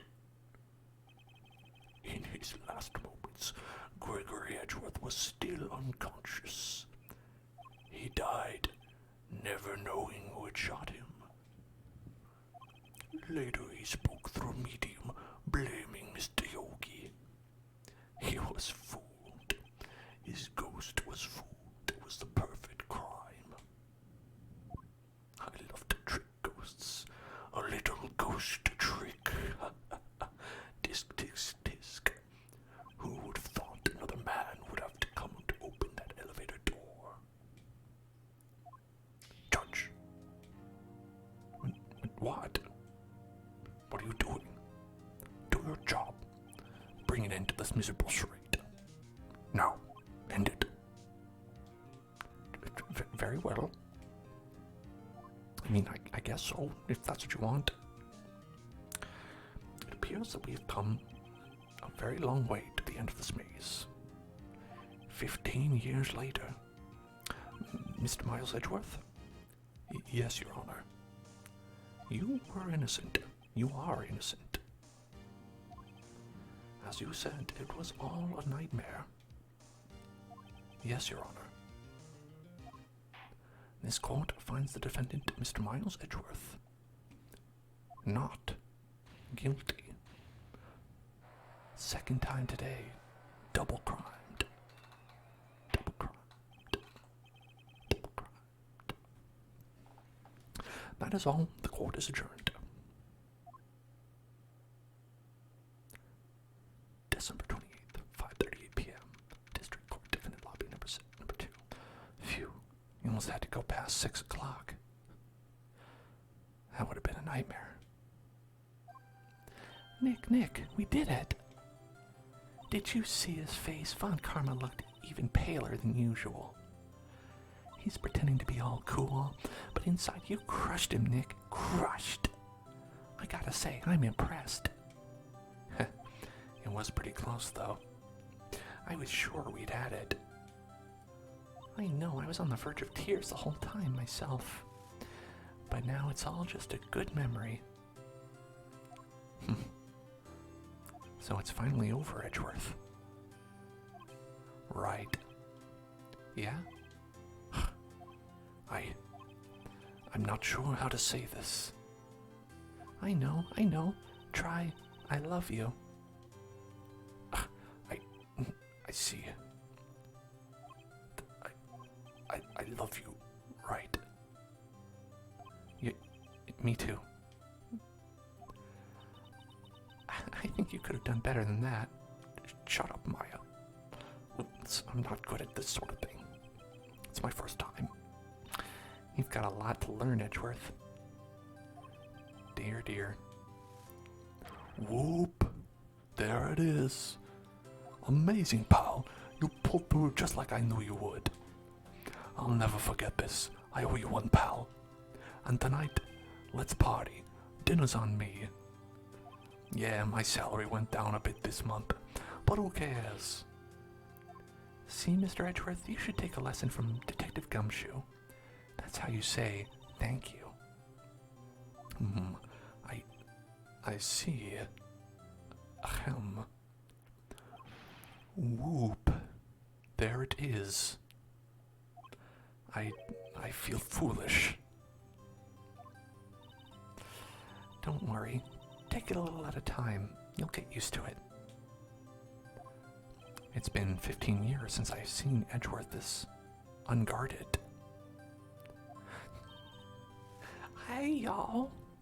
Didn't think you got rid of me, did you? Y'all were great in there. Thank you. Yo, Edgeworth, congrats. Thank y'all very much. Who are you? I knew you were innocent from the start, of course. Just look at you. You wouldn't stick your hand in the cookie jar if no one was there. You were the witness on the first day of the trial, weren't you? Yeah, well, let bygones be bygones, eh? Speaking of which, what are you doing now, Lotta? Who, me? Oh, I went back to college. I gave up trying to be an investigative photographer pretty quick. Really? That's too bad. Huh? Isn't that the hot dog guy from the park? Huh? It's over, Nick. My life is over. But why the sad face, Larry? What happened now? Oh, Nick, I'm not long for this world. You don't look sick. It's Keonce. She's going to live in Paris. Paris, Nick. She's leaving me behind. Larry. Yo, Edgy, there you are. Yes, here I am. Hey, congrats, Edgy. Here, a little gift from me in celebration. Celebratio? That's unusual for you. Harry Butts, you came along tonight too. My treat, pal. Huh? Thanks. Looking forward to it. Yo, Nick. That's the suit that questioned me. When he says treat, that's not police talk for, prison food, right? Alright? I think you'll be fine, Larry. Right. Yeah, what's up? That envelope that Larry gave me. Larry? What is his name again? It's got money in it. Well, yeah, that's not strange. Here in America we don't do that, but in Japan, you see, people give money away to celebrate sometimes. It's $38, right? Huh. What a weird amount. I mean, it's not a little, but it's not a lot either. $38.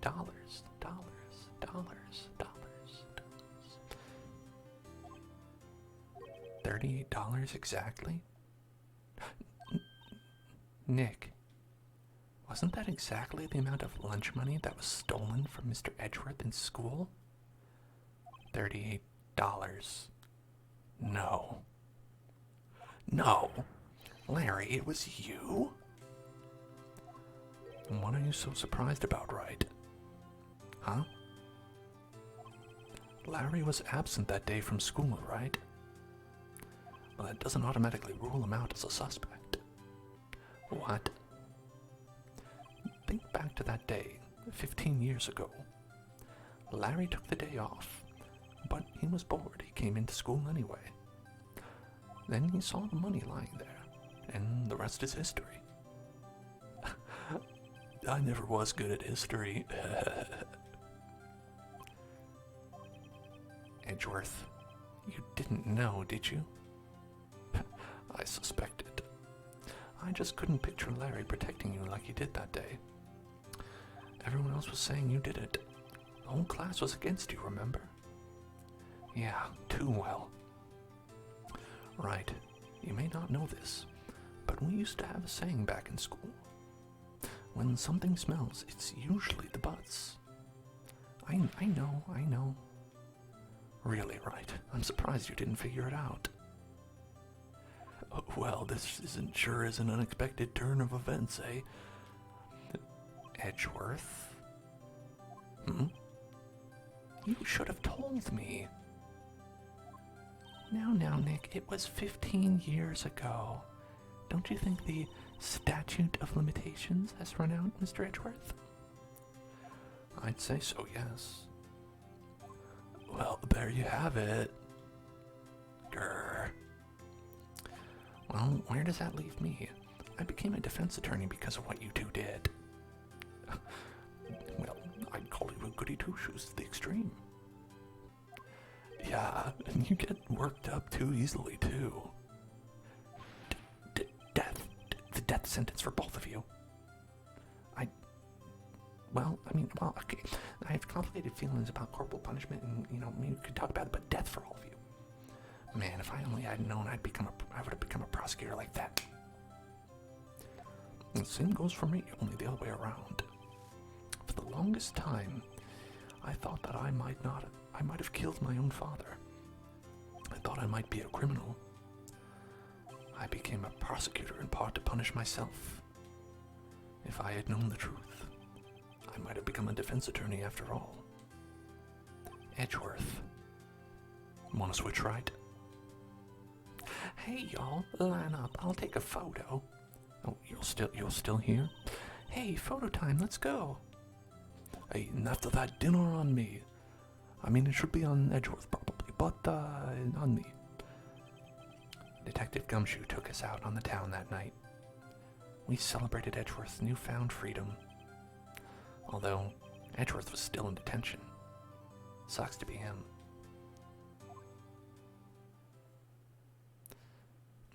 December 29th, 5:02 a.m. Writing Code Law Offices.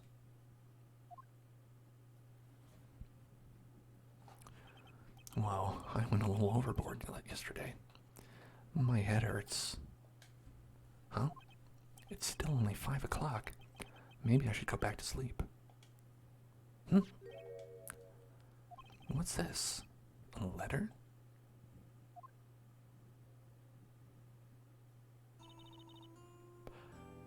Good morning, Nick.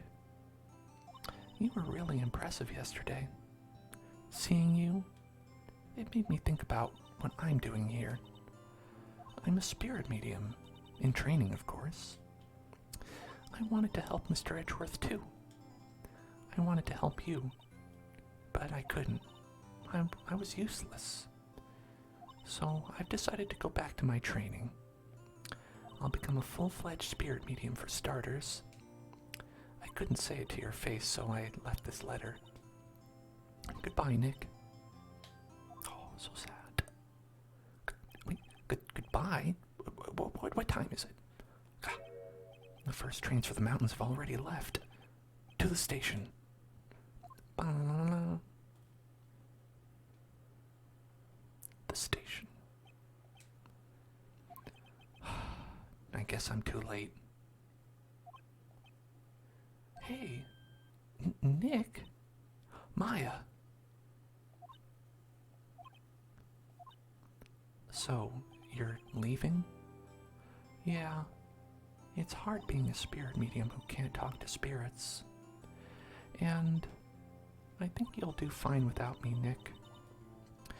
Be good, okay? Oh, hold it. Hold it. Wait. What? I never could have saved Edgeworth without your help. Huh?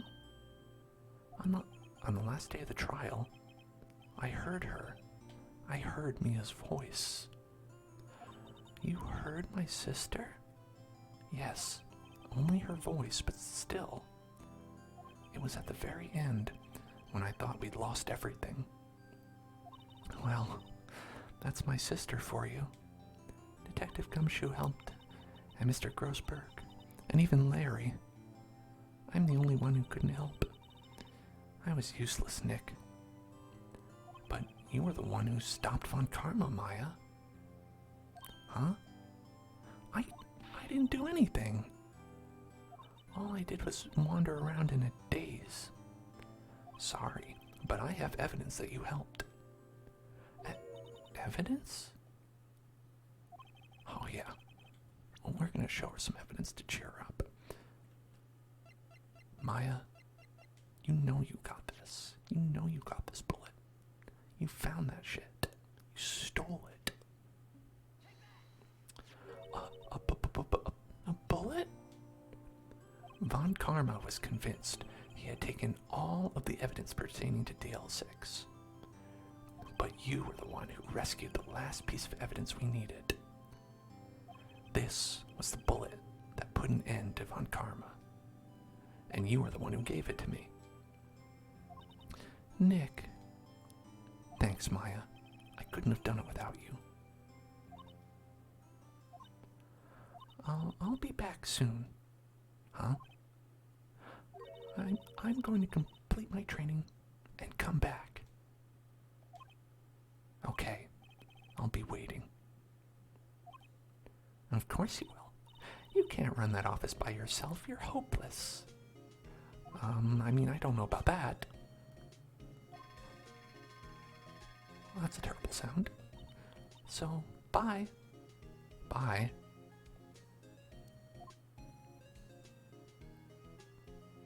Oh, isn't that so cute? Look at that picture. Thanks, Nick. She's so sweet. The sweetest girl. And so, my story ends. Time to turn a new page and say goodbye to the novice defense attorney that I once was. Now, a new story begins. With the same old crazy cast of characters. Huh. Don't think you've graduated yet, amateur. Mr. Wright, perhaps you'd like to rethink that claim? Yes, Your Honor. Uh-oh, I got a bad feeling about this. Objection. Shoot, Takumi. I mean, honestly, Shoot Takumi's games are all really great. Hey, pal, Mr. Edgeworth came down to the precinct to wish you happy New Year's. What a pleasant surprise. Whoop, Detective Gumshoe. Then he hung his head low and went right back outside. Kinda like he was embarrassed or something. He whooped it up. Strange, huh? Whoop, whoop, Mr. Gumshoe. Whoop, whoop.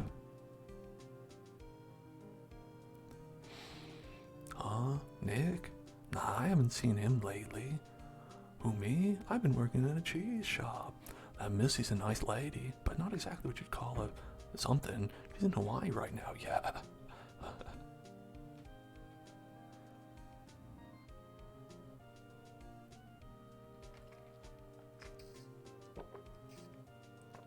What was his voice? Oh, right? Oh, yeah, I remember him. He's been very busy lately. You know, not to ring my own bell, but I sort of taught him everything he knows. I'm sure he's grateful. Something like that.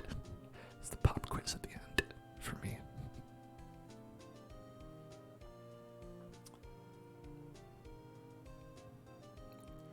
Oh, Phoenix Wright? The defense attorney for whom I wrote that affidavit for, yes. Oh, you should know I've taken over management of the Gatewater Hotel recently. Should you be in the area, please stop by. Great job programming, everybody out there.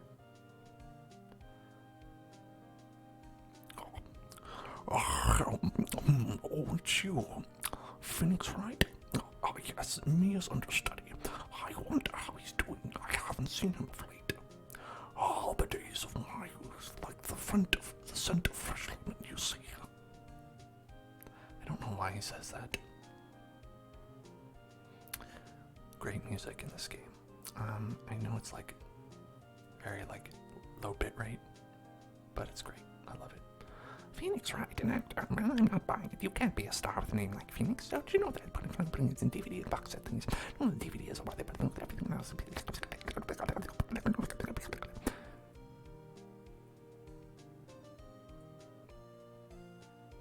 Good thing she never comes back in any of the later games. I'm pleased to announce the Pink Princess is a hit.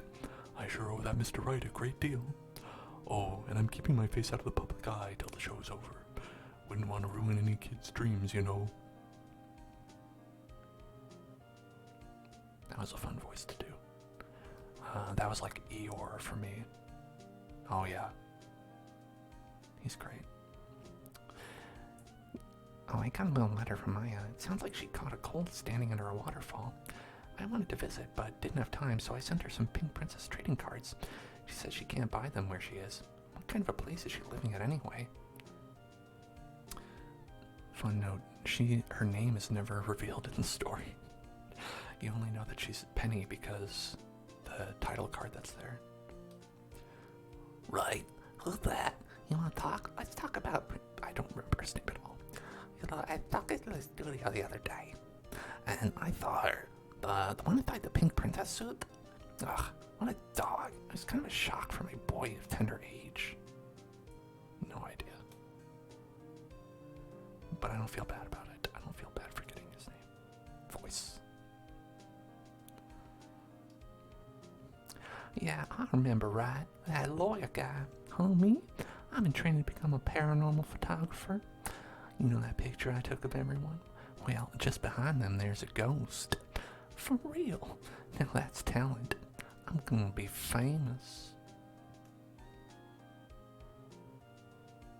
Oh, thank you. I'm glad you liked it. Shinji Mikami. Victory. Look, there's the ghost. You can see the ghost.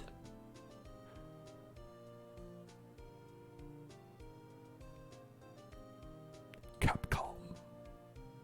Wiimote 1. Disconnected. Is that bad?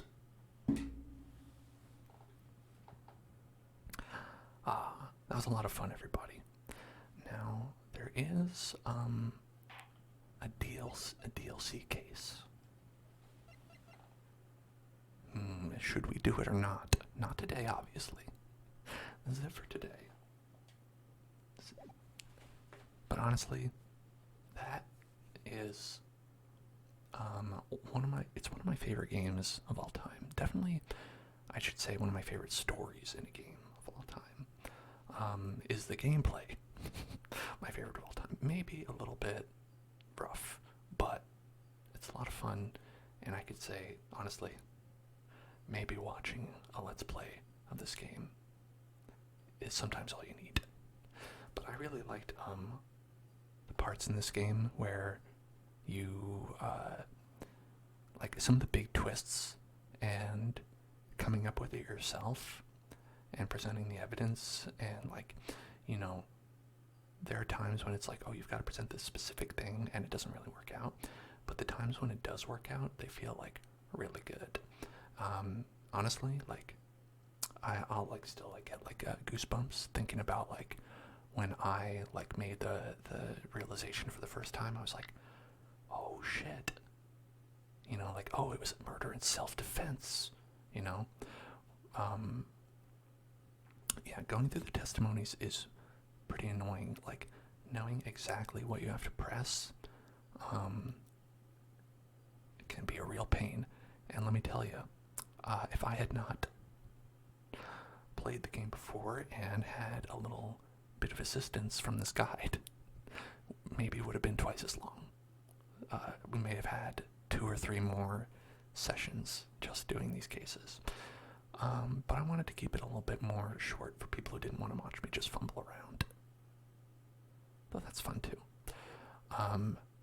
This was my first time doing all these voices, and I'll say it was a little bit challenging to like remember them all in my head, but I hope that you all, or at least some of you, enjoyed the voices that I gave. I was very nervous because over the years I've watched so many Let's Plays of other people doing the voices, and I wanted to not like just do what they were doing, and I wanted to like do something that was also like relaxing to listen to and not be too grating, even though a lot of people's voices are grating by the kind of characters that they are.